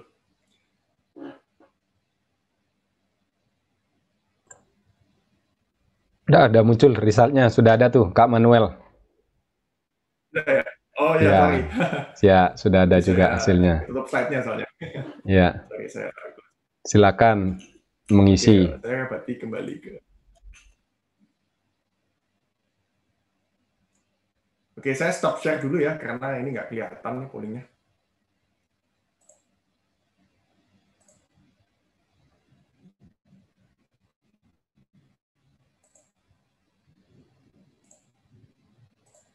Oke, sorry saya nggak kebaca. Mungkin dari panitia bisa dibantu dilihatkan untuk hasil pollingnya ya. Ya. Saat ini untuk mewakili untuk memberitahukan hasil polling terkait dengan jenis reksadana dari Mas Salim mungkin bisa membantu. Kak Salim silahkan. Iya, oke. Ya, kita pause bentar. Pertanyaannya jenis reksadana yang pernah dimiliki ya, bisa beberapa ya, ada multiple choice, oke. Yang paling banyak pemenangnya 47%, Mas Manuel, adalah reksadana pendapatan tetap, itu yang paling banyak dimiliki oleh yang di sini ya. Kemudian ranking kedua tuh reksadana saham 43%, ranking ketiga itu pasar uang, ranking yang keempat terakhir itu campuran 33%. Ya. Oke, ya. Jadi ternyata pendapatan tetap ya kalau saya lihat di hasil pollingnya, dan betul campuran paling minim ya yang investasi ya. Saya pikir sangat common gitu ya. Memang ini biasanya kurang dilirik ya. Tapi sebenarnya saya bilang ini juga salah satu yang menarik nih. Kalau manajer investasi pintar, ini bisa menjadi instrumen yang menarik karena balik lagi ya. Nanti kita lihat ada namanya siklus ekonomi yang juga penting untuk kita bisa lihat ya. Karena tadi ada kalanya mungkin kita perlu agak lebih berhati-hati investasinya, ya mengurangi porsi di aset yang terlalu berisiko. Ada kalanya kita masuk ke yang agresif. Nah, kita akan coba lihat nanti di berikutnya ya situasinya. Oke, saya lanjutkan. Nah, sekarang kita masuk ke gimana sih sebenarnya cara investasinya. Nah, strategi investasinya ini yang menurut saya juga salah satu key point yang penting ya. Tadi yang pertama, ya ini saya nggak akan terlalu bahas lagi, tapi ini ya harus pasti sehat finansial dulu ya. Kalau enggak tadi risikonya adalah kita tidak bisa menerima toleransi waktu yang sudah kita harus tetapkan di awal. Nah, kemudian yang kedua skill. Nah, ini setiap investasi harus dianalisa, harus belajar gitu ya. Kita nggak bisa langsung masuk ke suatu instrumen investasi tanpa kita ngerti cara investasinya, risikonya ya. Kemudian apa namanya kalau kita bilang sahamnya apa, yang menarik itu banyak orang yang invest saham tahu kode sahamnya tapi nggak tahu sahamnya itu apa. Nah itu kan juga sesuatu yang sudah salah dari depan ya mindsetnya ya. Nah kemudian apakah kita memang fokus juga di situ gitu ya, waktu yang kita harus investasikan untuk kita melakukan investasi itu apakah sesuai gitu dengan pekerjaan kita gitu ya. Kalau memang kita karyawan otomatis kan kita punya waktu kerja nih, nggak mungkin kita selama waktu kerja ini melototin investasi kita ya, atau apalagi melakukan aktivitas trading yang secara aktif gitu ya. Nah itu tentunya akan menyita waktu sekali gitu. Jadi tentunya harus tahu pekerjaan kita apa, kemudian waktu yang kita mau sisihkan untuk investasi itu seberapa banyak gitu ya. Karena setiap investasi ini pasti membutuhkan waktu untuk belajar dan juga waktu untuk menganalisa gitu ya. Kalau kita nggak punya terlalu banyak waktu ya tentu kita bisa menggunakan waktu orang lain ya. Waktu orang lain artinya kita mempercayai kepada orang lain yang memang expert di sini. Tapi sekali lagi harus diketahui siapa juga, apakah itu lembaga resmi atau bukan ya. Kalau dalam kacamata tadi reksadana berarti kan harus yang sudah terlisensi dengan OJK ya. Oke, kemudian modal. Nah, ini mungkin juga harus dipahami ya. Kalau saya bilang investasi itu bukan cara cepat untuk menjadi kaya gitu ya, tapi adalah cara istilahnya mengamankan kondisi finansial kita di masa depan gitu ya, bukan untuk menjadi cara kaya dari investasi jangka pendek ya. Itu juga salah. Terlepas mungkin ada hal yang bisa membuat orang melipat gandakan uang secara cepat, tapi bukan itu mindset di depannya gitu ya. Nah, mindsetnya adalah untuk jangka yang lebih panjang. Kemudian yang kedua adalah modal gitu ya. Nah, ini juga penting ya. Maksud saya modal itu gini. Kita mau investasi ini bisa menjadikan income ya. Bahkan ada yang mungkin meninggalkan pekerjaan dengan menggunakan investasinya gitu ya. Nah, tentunya kan harus diketahui nih berapa modalnya nih. Kalau modalnya nggak terlalu besar kemudian mau dijadikan modal income, nah ini kan terlalu berisiko ya untuk sebuah investasi, dan ujung-ujungnya yang dilakukan adalah bukan investasi, nantinya adalah spekulasi ya. Balik lagi tidak masuk di mindset yang di awal gitu ya. Nah, kecuali ini lain cerita kalau kita mungkin dananya sudah besar, kemudian sudah mendapatkan income yang pasif, katakanlah kita investasi di obligasi dan setiap income bulanannya atau income tahunannya itu mencukupi untuk biaya hidup sehari-hari, berarti itu kan bisa dikatakan passive income, dan ya itu wajar-wajar saja kalau kita sudah tidak perlu bekerja. Nah, itu lain ya ceritanya, karena memang modalnya sudah mencukupi. Jadi setiap strateginya ini beda-beda tergantung fokus kita. Ya, kita mau fokus ke capital gain, keuntungan, atau fokus ke cash flow ya. Karena kurang lebih ada dua itu yang tadi sudah saya jelaskan di slide sebelumnya.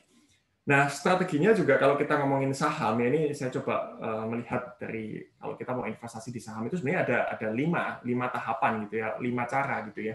Yang pertama, kita beli investasi saham tapi bentuknya reksadana ya. Artinya reksadana ini kan sudah diserahkan kepada MI untuk mereka yang milih ini sahamnya apa ya. Kalau di indeks berarti cukup ngikutin indeksnya aja ya, IHSG-nya saja itu sudah sama gitu ya. Tapi kalau kebetulan di reksadana indeks nggak ada IHSG, nanti ada beberapa reksadana indeks seperti IDX 30, ada namanya juga Sri Kahati gitu ya. MI-nya bisa macam-macam, tapi indeksnya kurang lebih itu ada macam-macam lah kalau indeks. Cuman saya ambil contoh itu. Artinya kita pasif aja. Cost averaging, berarti kita investasi berkala saja setiap bulan atau setiap 2 bulan, itu tergantung ya, ada yang juga setiap 2 minggu, pokoknya rutin diinvestasikan. Nah itu berarti kita tidak melihat market naik turun, pasar naik turun, kita konsisten berinvestasi. Ya, itu lebih simpel, itu paling mudah karena nggak butuh skill, nggak butuh maintenance, tapi memang ekspektasi returnnya tentunya bukan sesuatu yang bisa diekspektasi besar di jangka pendek. Ya, saya bilang besar di jangka pendek, tapi juga nggak jelek di jangka panjang. Nanti saya lihatkan historinya. Nah, kemudian yang kedua adalah menabung saham. Kalau menabung saham ini berarti kan kita milih saham yang bagus, yang kita yakin ini bisa dipegang untuk jangka panjang. Ya, karena sekali lagi tidak semua saham bisa dipegang untuk jangka panjang, gitu ya. Atau kita istilahnya itu namanya legacy stock. Even kita bisa wariskan ini saham ke anak cucu kita. Nah, itu konsepnya. Itu berarti menabung saham. Berarti kita investasi reguler di saham yang kita punya keyakinan fundamental kuat. Itu juga bisa dilakukan, ya. Makanya ada istilah yuk nabung saham, itu oke. Nah, yang ketiga lebih tinggi lagi, berarti kita kalau tadi menabung kan berarti rutin. Kalau ini namanya value investing. Value investing ini hanya mau beli sahamnya tersebut, kita analisa dulu ya dengan metode macam-macam. Ya, ini butuh teknis sekali, butuh ilmu keuangan juga untuk analisa ini, tidak mudah. Tapi kita bisa mengetahui, oh ini harga wajarnya sekian. Kalau harga wajarnya di bawah ini sekitar 30%, saya baru beli. Kalau sudah kembali ke harga wajar, saya jual. Ya, itu udah lebih tinggi lagi tahapannya ya. Value investing. Ini juga salah satu yang bisa dilakukan. Tapi sekali lagi ini butuh skill, dan sekali lagi ini juga butuh psikologi. Ya, psikologi juga tidak mudah karena untuk menunggu sampai suatu harga masuk di harga wajar itu pun juga tidak mudah ya. Untuk kita sabar melakukan itu. Nah, kemudian yang berikutnya adalah growth investing. Ini berarti kita ngikutin tren nih. Oh, yang lagi bagus saham apa ya? Saham ini ya kelihatannya naik nih. Nah, kita ikutin ya. Atau kira-kira yang punya potensi pertumbuhan yang tinggi. Nah, kita ikutin secara trennya gitu ya. Nah, yang kelima itu trading. Nah, trading ini kayak paling common ya, banyak sekali dilakukan. Dan memang trading ini karena dianggap bisa mencari keuntungan jangka pendek ya. Tapi kalau saya bilang trading ini sekali lagi ini adalah aktivitas aktif ya, yang bisa dikatakan ini bukan investasi sebenarnya, lebih ke arah ya profesi ya, trading. Kita melakukan trading ya, sama seperti kita jual beli barang di toko gitu ya. Nah, itu kan sebenarnya sama ya, bukan investasi tapi adalah aktivitas aktif ya. Jadi itu kurang lebih sebenarnya 5 strateginya. Ya tentunya semakin ke bawah kita membutuhkan maintenance yang lebih banyak, waktu lebih banyak, skill yang lebih banyak ya.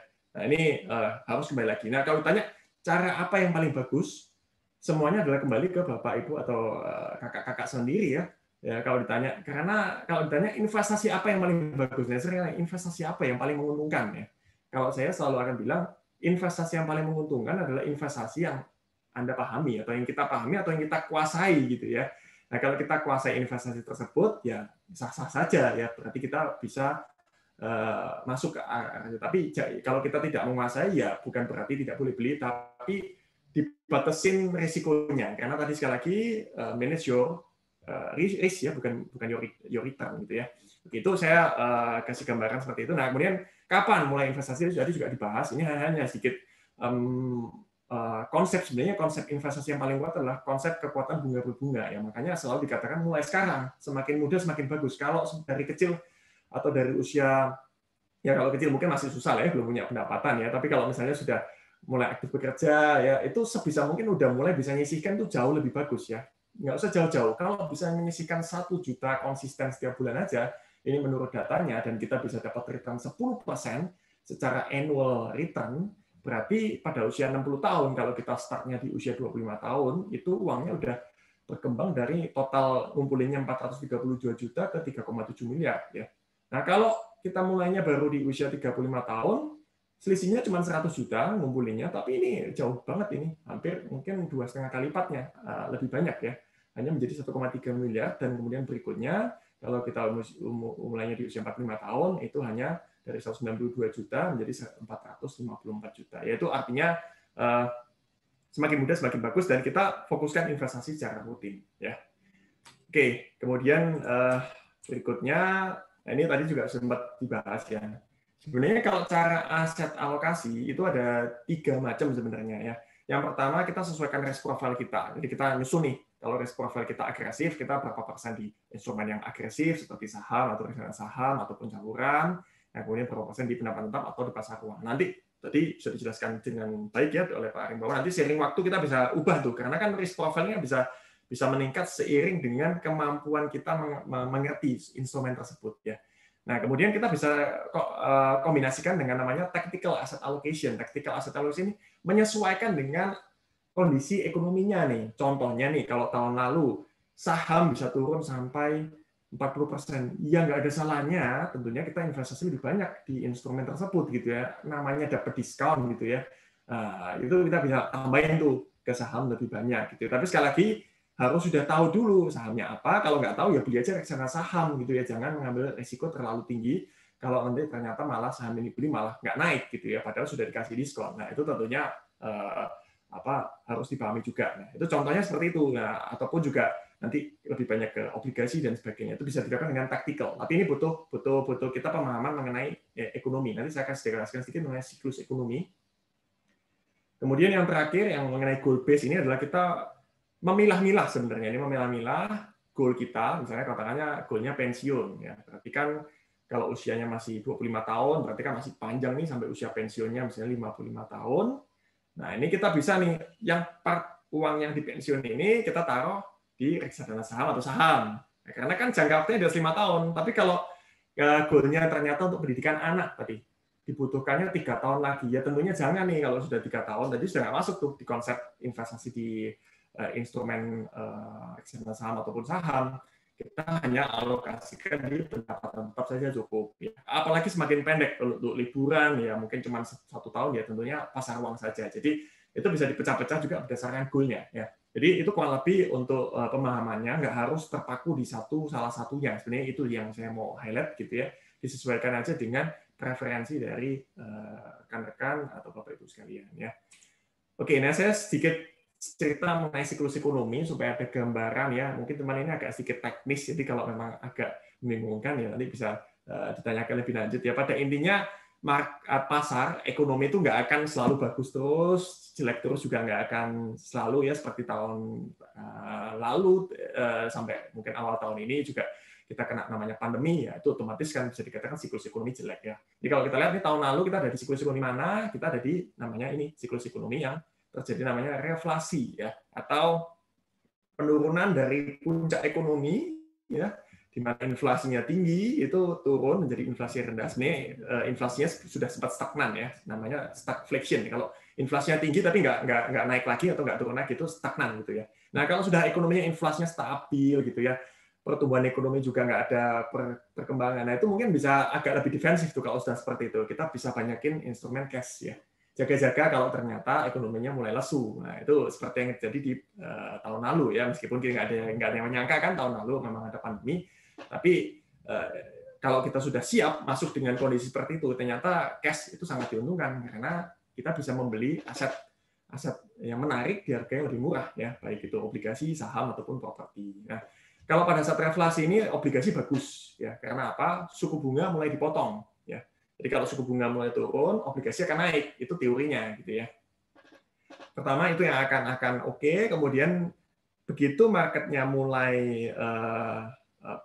mulai masuk ke fase recovery. Nah, ini nanti saya akan cerita sedikit beda dengan market sama ekonomi itu berbeda ya. Nanti saya akan jelaskan. Nah, kalau kita lihat marketnya mulai arah-arahnya kelihatannya bisa recover, udah pasti saham akan naik. Ya, karena sahamnya di sini sudah turun duluan ya, sahamnya akan naik. Nah, saham mana yang biasanya akan naik? Ini saham yang bersiklus. Siklus itu artinya ini kan namanya cyclical ya. Cyclical saham yang kira-kira akan lebih bagus saat ekonominya pulih. Ya, itu biasanya siklus bisa itu nanti saya akan di slide berikutnya. Nah, kemudian ada namanya komoditas berikutnya kalau sudah recover, inflasinya rendah. Nah, masuk namanya inflasi mulai naik nih. Di mana inflasi mulai naik, biasanya suku bunga nggak lama juga akan ikut naik. Nah, ini biasanya komoditas akan bagus. Nah, kalau begitu komoditas bagus, ekonomi biasanya mencapai puncaknya dan seterusnya ya, produktivitas tinggi. Nanti kalau pada titik tertentu ekonomi bisa stagnan lagi dan kembali lagi ke fasenya. Nah, pertanyaannya, ini siklus berapa lama? Ini bukan siklus 10 tahunan ya, Bapak Ibu ya. Kalau siklus 10 tahunan yang mungkin muncul seperti sebelumnya, ada yang bilang 98, 2008. Nah, ini bedanya kan kalau yang sekarang kan bukan 2018 ya, tapi bilang 2020 ya. Nah, itu bukan ya, ini lebih ke siklus secara siklus ekonominya gitu ya, bisa 3 tahun sekali, ini nggak mesti, dan setiap fasenya juga tidak ada angka pastinya ya, berapa bulan sekali itu nggak ada ya. Jadi itu gambarannya. Nah, sekarang saya masuk ke pemahaman mengenai rotasi sektor, terutama di siklus pasar. Intinya yang harus dipahami, pasar akan bergerak lebih cepat daripada ekonominya. Bapak Ibu kan tahu ya, kalau ekonomi Indonesia tahun lalu kan paling jelek adalah di kuartal 2 ke kuartal 3 ya. Nah, padahal sahamnya sudah turunan duluan di kuartal 1 ya, atau di awal-awal tahun. Ya, tentunya karena itu market akan bergerak lebih awal daripada siklus pasarnya. Jadi kalau ditanya beli saham nanti nunggu pasarnya pulih, itu sudah salah kaprah. Harus tunggu pada saat market sudah berekspektasi akan pulih. Bahkan sebelum ekspektasi itu kejadian pun orang sudah curi start duluan gitu ya. Nah, itu karena ini berhubungan dengan tadi psikologi ya, fear and greed. Nah, kalau kita bicara mengenai saham, kalau awal-awal biasanya setelah marketnya turun itu saham-saham seperti finansial, teknologi itu biasanya bagus tuh, mulai naik duluan ya.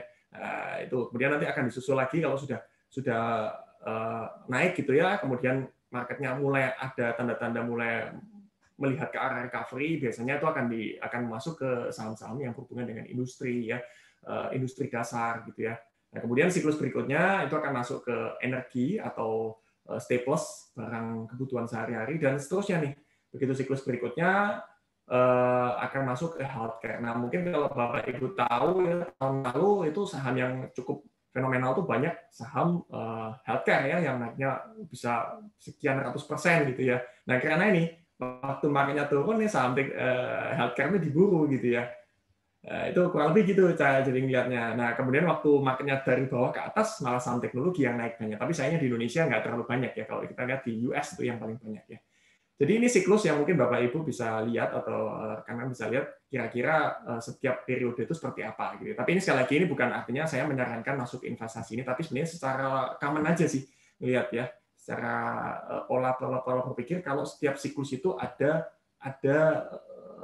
aset yang mungkin lebih disukai oleh investor gitu ya. Itu konsepnya. Oke, saya sekilas mengenai proyeksi ekonomi ya. Kalau dari sisi proyeksi ekonomi itu kurang lebihnya ya kalau Bapak Ibu lihat di sini intinya Indonesia itu tahun lalu itu minus 2,19%.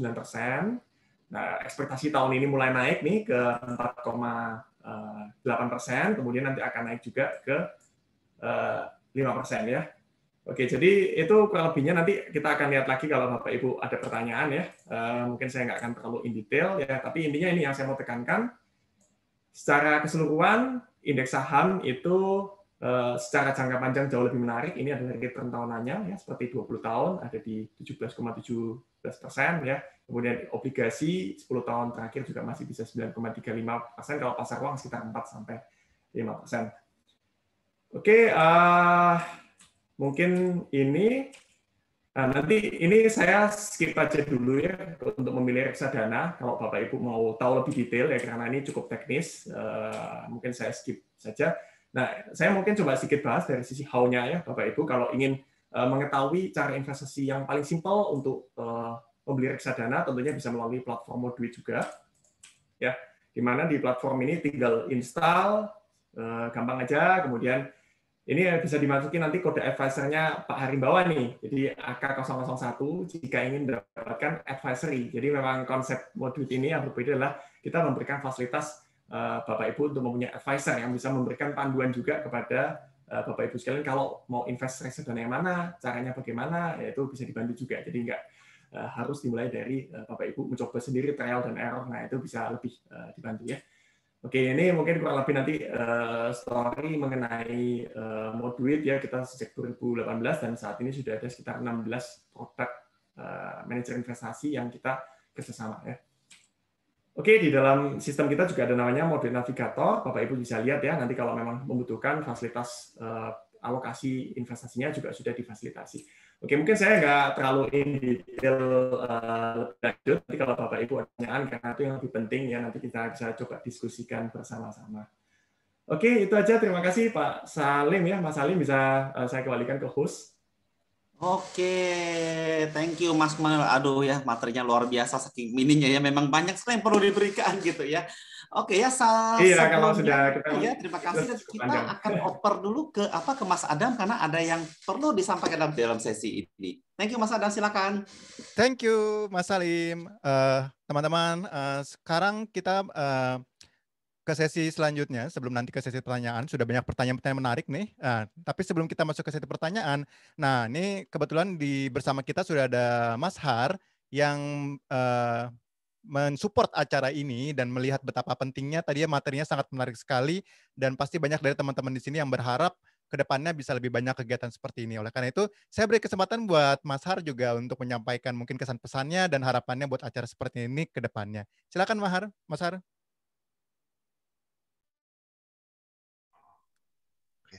Terima kasih Mas Adam.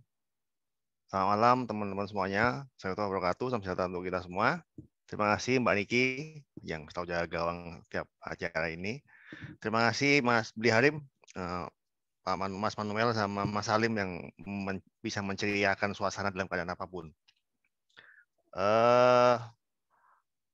Investasi sejak muda ini saya mungkin cerita pengalaman. Saya udah mau pensiun jadi dan termasuk terlambat dalam melakukan investasi untuk masa tua, sehingga sekarang ini ya masih perlu bekerja dan perlu berusaha untuk bisa bagaimana nanti ke depan itu bisa tetap bisa ada penghasilan ya, pemasukan. Jadi pengetahuan mengenai saham, reksadana, kemudian dana darurat tadi itu sangat betul sekali. Saya dulu di Kalimantan lama di Kaltim ya, di Berau. Di pedalaman, jadi dari Jakarta ke Balikpapan, Balikpapan ke Bandara Berau, dari Berau naik speedboat lagi 50 km masuk dalam, itu baru sampai. Nah itu tantangannya adalah setiap tahun perlu pulang Lebaran. Nah itu nggak kecil biayanya. Nah itu yang kadang-kadang menjadi godaan untuk kita untuk bisa mengatur dana kita ini dengan sebaik-baiknya. Jadi kita memang perlu dari muda mengatur bagaimana kita bisa menentukan kebijakan, mana yang penting, mana yang enggak. Kalau saya selalu pulang setiap tahun, jadi akhirnya uangnya habis terus ini ya. Mungkin itu nggak bisa dicontoh untuk adik-adik, pulangnya mungkin 2 tahun sekali atau 3 tahun sekali gitu ya kalau jauh dari rumah. Kemudian ternyata ini yang ikut banyak ya, 79, artinya kegiatan ini mungkin pas untuk teman-teman kita alumni ITB yang masih muda-muda, dibanding membacakan mengenai hal yang sifatnya berbau-bau politik atau berbau-bau yang agak hot itu kayak lebih benar ini. Karena kalau yang rata-rata kita hearing dengan berdelapan, hearing bersama-sama itu paling 100 pesertanya 100, itu pun dari tim ses 50-an kali, 50% tim ses, jadi separuhnya tim ses, separuhnya peserta. Jadi ini sangat baik, mudah-mudahan bisa kita adakan nanti secara berkesinambungan ke depan sehingga pemahaman mengenai investasi, mengenai dana dan jenis-jenisnya, resikonya bisa ketahui teman-teman semuanya. Jadi terima kasih sekali ke Mas Salim sebagai MC, Mas Manuel sama Bli Harim atas sharing-sharingnya, dan Mas Adam serta Mbak Niki. Terima kasih. Mudah-mudahan kita akan cadakan secara berkelanjutan sehingga semakin banyak yang melek mengenai investasi sejak muda ini. Demikian, terima kasih. Baik, selamat malam. Assalamualaikum wabarakatuh. Waalaikumsalam warahmatullahi wabarakatuh. Terima kasih Mas Har. Teman-teman jangan lupa diingatkan yang belum terdaftar di DPT bisa dicek di untuk mendaftarkan diri di DPT ya. Baik, tadi saya lihat sudah banyak sekali pertanyaan yang ingin dijawab, terutama dari Mas Hotma ini. Masalah terbesar dalam mengelola uang adalah tidak ada uang katanya. Jadi, ya itu betul sekali itu. Silahkan saya kembalikan forum kepada Mas Salim untuk lakukan sesi tanya jawab. Terima kasih. Oke, terima kasih Mas Adam, terima kasih Mas Hari ya. Thank you juga atas sesinya ini yang diberikan kepada kita Mas Hari ya. Oke ya, ini kita lakukan untuk semuanya, semoga semakin melek finansial dan demi masa depan yang lebih baik tentunya ya. Oke ya, sudah begitu banyak pertanyaan mungkin dari ada ya slide-nya ini ya. Mungkin tidak semuanya kita bisa bacakan ya Bapak Ibu teman-teman semuanya, tapi kita akan coba run out one by one ya. Oke, pertanyaan pertama adalah dari Mas Subhanyaya kepada Bli Harim ya. Pertanyaan pertama, bagaimana jika saya menghabiskan semua simpanan saya untuk membuat rumah? Oh iya, sering banyak orang ini ya. Ya. Beliau membuat rumah ya, habis semuanya ya. terus untuk menghitung kekayaan bersih, apa nilai rumah pribadi dihitung sebagai faktor pengurang? Ya, oke, silakan Beli Hari mungkin dijawab dulu. Ya, makasih Kak Salim ya, Pak Yahya, makasih juga kehadirannya. Jadi basically untuk menghitung kekayaan bersih itu sebenarnya salah satu aset ya. Kalau rumah ditinggali itu adalah aset pribadi namanya. Kalau rumah itu diinvestasikan, nanti dijual, disewakan itu masuk ke dalam aset investasi ya. Nah, itu sebenarnya adalah aset. Pengurangnya adalah hutang. Kalau kita punya rumah dengan cara KPR, rumah itu sendiri sudah dihitung sebagai aset, nanti hutangnya berapa itu pengurangnya. Nah, kita tinggal lihat pertumbuhannya. Lebih cepat mana nih pertumbuhan nilai gain-nya ya. Jadi istilahnya dari nilai rumah itu kan setiap waktu kan ada market value-nya ya. Terhadap, ya kalau utang kan biasanya pasti menurun tuh. Nah, bagaimana pertumbuhan antara keduanya? Itulah yang kita kejar dalam bentuk pertumbuhan sebenarnya. Jadi kita gedein kekayaan bersih itu dari cara seperti itu ya. Nah, kemudian apakah semua simpanan digunakan itu? Tentunya ya untuk di awal bolehlah, karena kalau kita bilang itu cara paling aman ya saat ini ya misalnya. Tapi ke depannya saya pikir kita harus mendiversifikasi aset kita, Pak. Gitu jawabannya ya. Singkat aja supaya kita bisa lanjut ke yang lain. Kak Salim, terima kasih. Oke, ya terima kasih. Ya benar ya, perlu sidik ya buat dana darurat ya, Beli ya. Oke, ya. Pertanyaan kedua lagi nih ya, pertanyaan kedua nih dari Mas Dia nih ya. Kalau misalnya belum punya KTP karena masih 15 tahun, kecil banget ya. Boleh nggak sih ya? Boleh efektif nggak sih kalau misalkan daftar rekening, daftar reksadana atau investasi lainnya menggunakan KTP orang tua? Namun saya yang mengatur karena orang tua saya tidak kunjung mau berinvestasi. Sedangkan saya masih umur 15 tahun dan sudah belajar investasi di sekolah selama 4 tahun dari SMP sampai tahun pertama SMA karena ingin sekali berinvestasi ya. Mungkin boleh Beli Harim dan Mas Manuel jawab dengan singkat. Beli Harim dulu silakan. Ya, jadi basically kan sebenarnya tinggal ngikutin aja. Kalau memang syaratnya itu memang harus ada KTP ya. Jadi kalau mau pakai orang tua kan sebenarnya juga kalau anaknya mau pinjam juga ya boleh aja ya bareng-bareng. Saya sendiri sekarang ya terus terang anak saya SMP itu buka rekening gitu. Supaya punya rekening sendiri kan. Kemudian mungkin masih QQ sama ibunya ya. Tapi yang jelas dia nanti punya sudah bisa punya aset gitu ya. Kemudian kita ajarin, saya pribadi sih pengen anak saya belajar nih. Saya tinggal titipin nih nanti misalnya, oke bukain account-nya ya, nanti kamu kelola misalnya, kita kasih uang 1 juta, coba kita lihat nih belajar sedikit konsep pertumbuhan bagaimana ya, kita kasih akses ya, tentunya orang tua bisa, kan kalau kita nonton aja kan ada di bawah bimbingan orang tua ya, nah itu bisa tuh dengan cara kayak gitu ya misalnya ya, nah jadi tetap ada regulasi, nah nanti lebih detailnya biar Kak Manuel tuh baca masalah teknis, tapi kalau saya sarankan sih harus dimulai justru ya, kalau dari saya, nah teknisnya bisa Kak Manuel yang lanjutkan, terima kasih. Oke, memang mungkin kalau untuk awal lebih baik harus dari orang tua ya, karena akan kesulitan juga dari sisi rekeningnya, itu tentunya harus pakai rekening orang tua sih. Saya pikir sama seperti Pak Harim bahwa sih jawabannya. Terima kasih.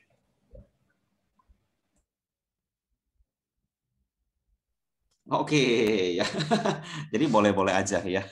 Mungkin daftar mode juga gampang gitu ya, Mas Manuel ya. Ya pakai handphone aja gitu ya. Oke. Nah ya, pertanyaan untuk dari Mutmainatul ya ke Kak Manuel. Kak, kan saya mahasiswa.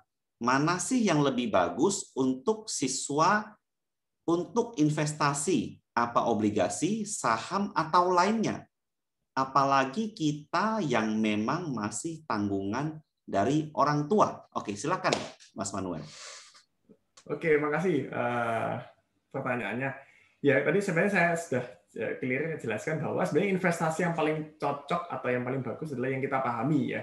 Jadi dan setiap investasi ini kan juga ada requirement-nya masing-masing ya. Katakanlah kalau kita investasi obligasi itu ada requirement-nya, kalau misalnya ORI atau sukuk dana 1 juta dan nanti juga di saham dan sebagainya.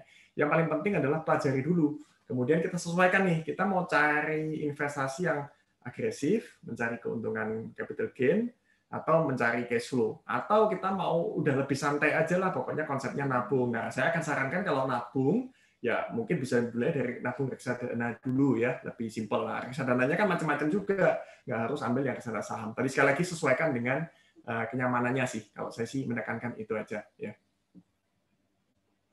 Terima kasih.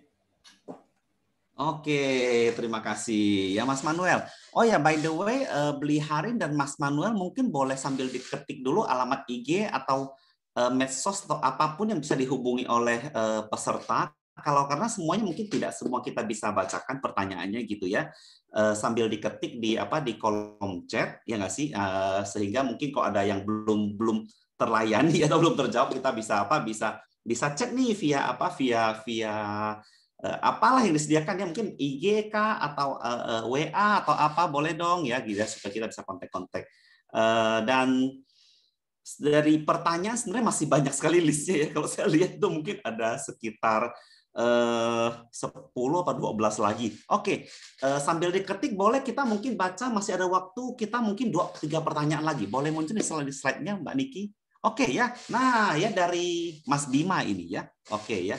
Sambil ketik IG-nya, thank you. Kalau di USA, Amerika ya, ada yang namanya 401k ya, atau IRA ya, itu pensiun. Di Indonesia apakah ada skema sejenis? Ya, ini pertanyaannya boleh Beli Harim dan Mas Manuel. Silakan Beli Harim dulu. Nah, ini saya belum explore terlalu detail ya, kayaknya kalau di ininya ya, di tadi saya sempat googling sendiri ya. Jadi kalau saya tuh memang sesuai dengan kapasitas dan lisensi saya. Mungkin kalau teman-teman nanti lihat ya dari awal juga. Jadi kita bergerak sesuai dengan ini kita, expertise kita. Nah, makanya saya tuh kalau di sini tadi kan bicara macam-macam ya. Kalau teman-teman mau investasi ke saham, misalnya ke saya, apakah bisa gitu misalnya contohnya ya. Saya saat ini punya lisensi di WPPE ya. Memang bisa di instrumen pasar modal lah gitu ya, tapi memang lebih spesifiknya di sini kerjasamanya dengan reksadana contohnya seperti itu. Mungkin lebih detailnya Kak Manuel bisa teruskan. Ya, Kak, pertanyaan tadi mengenai itu sih memang mungkin belum di kapasitas kita sih kalau untuk menjawab itu. Terima kasih. Oke, ya. Sebenarnya mereka tahu teman-teman ya, cuma jelasinnya panjang banget. Ya, lisensinya mereka ya. Oke, ya itu penjelasannya panjang tuh. Itu apa skema-skemanya dibanding sama Indonesia, itu skemanya panjang banget ya. Oke ya. Kemudian selanjutnya nomor 5 dari Mas Arief ya. Di era sekarang nih, apakah jumlah follower, ini lucu banget nih pertanyaannya, tapi memang benar loh, itu orang pada nanya ini ya. Apakah jumlah follower sosmed itu juga dapat dianggap sebagai aset? Ya, ini silakan boleh jawab berdua ya. Baik, saya jawab sedikit ya. Basically ya teman-teman ya, aset itu apa yang bisa menjadi duit ya. Jadi kalau apa yang kita miliki ya tepat sekali sih sebenarnya sekarang kok kita punya follower ya di Instagram itu bisa dijual. Memang ya teman-teman ada yang berbisnis di situ ya. Berbisnis account yang punya banyak follower kemudian dijual yaitu contoh ya. Kemudian ada YouTuber sekarang. Apapun ya termasuk temennya nih. Teman banyak dan sebagainya apapun yang bisa dimonetize yaitu ya selama menghasilkan uang dengan cara yang legal ya tentunya itu bisa saja. Jadi pertanyaannya tadi tidak terbatas hanya untuk itu sih basically. Jadi apapun ya kalau saya pernah diskusi jadi teman itu network itu adalah aset juga gitu loh. Karena bisa dimonetize tentu dengan cara-cara yang baik dan positif. Terima kasih. Mungkin Mas Manuel bisa compare antara jumlah aset follower dengan jumlah reksadana. Beda ya kalau itu bukan aset investasi ya, bukan. Saya bilang lebih untuk bisnis tadi. Oke. Oke, selanjutnya dari Mas Hotman Sirait nih ya untuk Mas Manuel. Gimana cara mengendalikan resiko masuk ke bisnis crowdfunding? Nah, mungkin tentang crowdfunding ini mungkin tahu nggak Mas Manuel? Mungkin kalau boleh, mungkin bisa share pada kita. Oke, kalau crowdfunding ini tentunya ya namanya bisnis crowdfunding. Berarti kan kita patungan usaha untuk sama-sama kumpulin modal untuk ke suatu usaha. Ya, tentunya kalau sudah tanya risikonya gimana ya harus tahu bisnis usahanya itu seperti apa, legalitasnya, siapa yang mengadakan ya. Kemudian bagi hasilnya bagaimana ya terlepas kalau setahu saya juga dia akan membentuk suatu badan ya. Jadi satu usaha, satu badan hukum ya, bisa PT, setahu saya PT ya mungkin. Itu bisa sekali bisa dilakukan. Cuman ya itu kesulitannya adalah yang saya nggak tahu adalah nanti apakah di tengah-tengah bisa dijual dan sebagainya. Itu mungkin harus kita cari tahu lebih detail ya. Mungkin karena tidak terlalu mendalami lah di bagian itu. Terima kasih. Oke, thank you Mas Manuel ya. Oke, kita next lagi ini kita mungkin tinggal 2 pertanyaan terakhir ya. Saya pilihin dulu ya. Ini pas kayaknya ya buat Mas Manuel dua-duanya nih ya. Ini boleh dong Mas, mungkin dua-duanya langsung dijawab aja. Yang pertama itu pertanyaan dari Chen, itu spekulasi trading forex dengan bantuan robot. Ini kayaknya sekarang ini ya. Trading forex bantuan robot nih kayaknya ada yang benar atau ada yang nggak benar atau gimana gitu sih, itu mungkin ya, itu juga mohon masukannya gitu. Dan yang kedua itu bandarmologi itu apa sih? Nah ya boleh dong, mungkin sebagai pertanyaan terakhir tolong dong diberikan pencerahan kepada kita Mas Manuel. Thank you. Oke, Bu Chen ya, Bu Chen Chandrawati. Oke, kalau pertanyaan tadi mengenai robot forex ya, memang ini kelihatannya sangat menggiurkan. Tapi sekali lagi kan tadi sudah lihat ya, kalau di kolom aset itu kan kita kategorikan itu di futures ya, atau aset spekulatif. Nah sekarang pertanyaannya, kalau sudah kita masuk ke aset spekulatif, berarti kan kita harus sudah konsep berpikiran adalah kita bisa kehilangan uang tersebut gitu ya. Nah kalau kita sudah yakin dan kita mau nih ceritanya mau kehilangan uang tersebut untuk menukar dengan harapan mendapatkan keuntungan yang setimpal, ya saya akan kembalikan ke ibu gitu ya, atau ke bapak ibu sekalian gitu ya. Karena itu kan risiko ada di tangan kita sendiri gitu. Tapi kalau ditanya bagus atau tidak, saya nggak berani terlalu menyimpulkan, karena saya juga nggak terlalu tahu gitu. Tapi menurut saya itu ya, kalau kita sudah berani berinvestasi ke sana, ya kita harus siap kehilangan aset pokok kita. Mungkin itu penekanannya sih. Kemudian yang berikutnya tadi bandarmologi. Oke, bandarmologi ini sebenarnya agak susah dibilang ya, karena tidak semua, katakanlah kita bilang saham itu digerakkan oleh bandar ya. Cuman seolah-olah kalau dibilang kan bandar ini kan bisa dilihat mungkin sekuritasnya siapa gitu ya, siapa yang pegang barangnya paling banyak. Nah itu yang dibilang bandarmologi ya. Nah kalau bandarmologi sendiri memang betul pasti ada ya, ada pihak-pihak yang memegang dana cukup besar. Makanya tadi saya bilang kalau misalnya investasi di saham gorengan ini sudah sangat lekat sekali dengan permainan tersebut gitu ya. Tapi kalau mungkin di saham-saham yang relatif besar sekali size-nya, seperti saham-saham unggulan ya yang besar, itu mungkin agak susah ya kita bilang bandarmologi itu bisa menggerakkan harga pasar. Jadi itu. Nah kalau tadi mengenai aplikasi, ya tentunya kalau aplikasi sekuritas ada banyak ya, tentunya saya nggak bisa sebutin gitu ya apa yang bagus. Yang paling bagus adalah kalau Bapak Ibu sudah nyaman pakainya gitu, sudah sesuai, ya silakan dipakai, itu aja sih. Yang penting terregulasi gitu. Terima kasih. Oke, saya tambahin sedikit. Kalau dari sisi tadi ya, robot atau trading forex ya. Jadi saya dengan tegas akan infokan kepada teman-teman masyarakat semua. Pertama, jangan pernah ikut-ikutan. Harus pahami, harus kenali.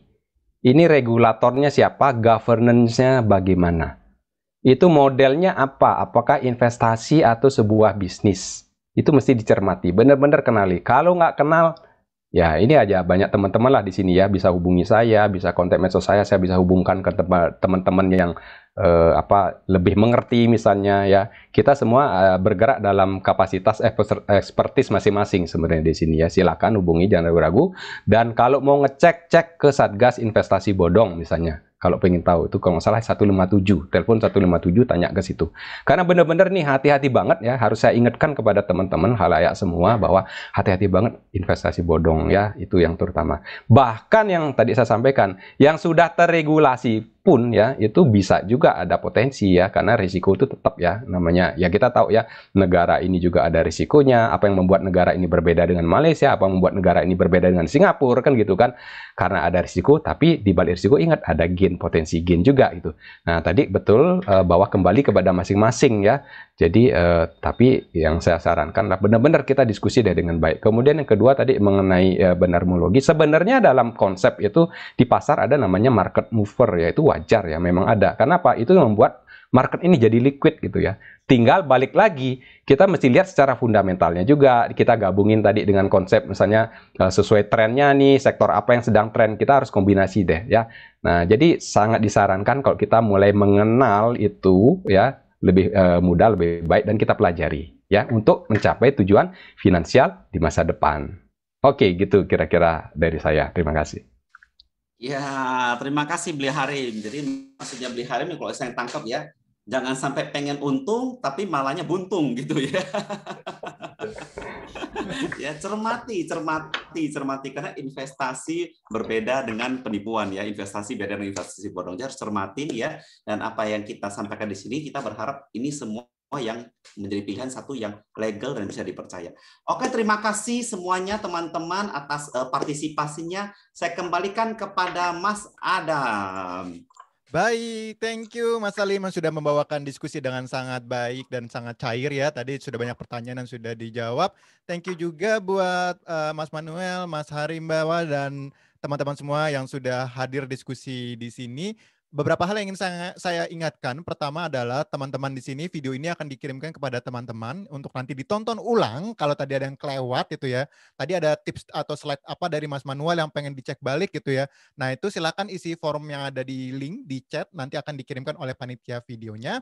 Kemudian buat teman-teman alumni ITB di sini semua jangan lupa pastikan terdaftar di DPT ya untuk nanti pemilihan ketua IA ITB. Dan terakhir saya mengucapkan terima kasih kepada teman-teman semua yang sudah hadir di sini, sudah sama-sama belajar.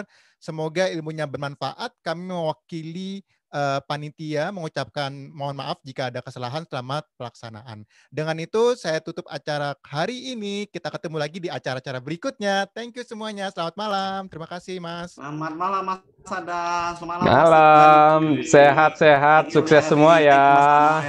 Makasih Mas Hari juga, Kak Niki, Kak Adam, Kak Manuel, Kak Salim. Terima kasih semuanya. Terima kasih.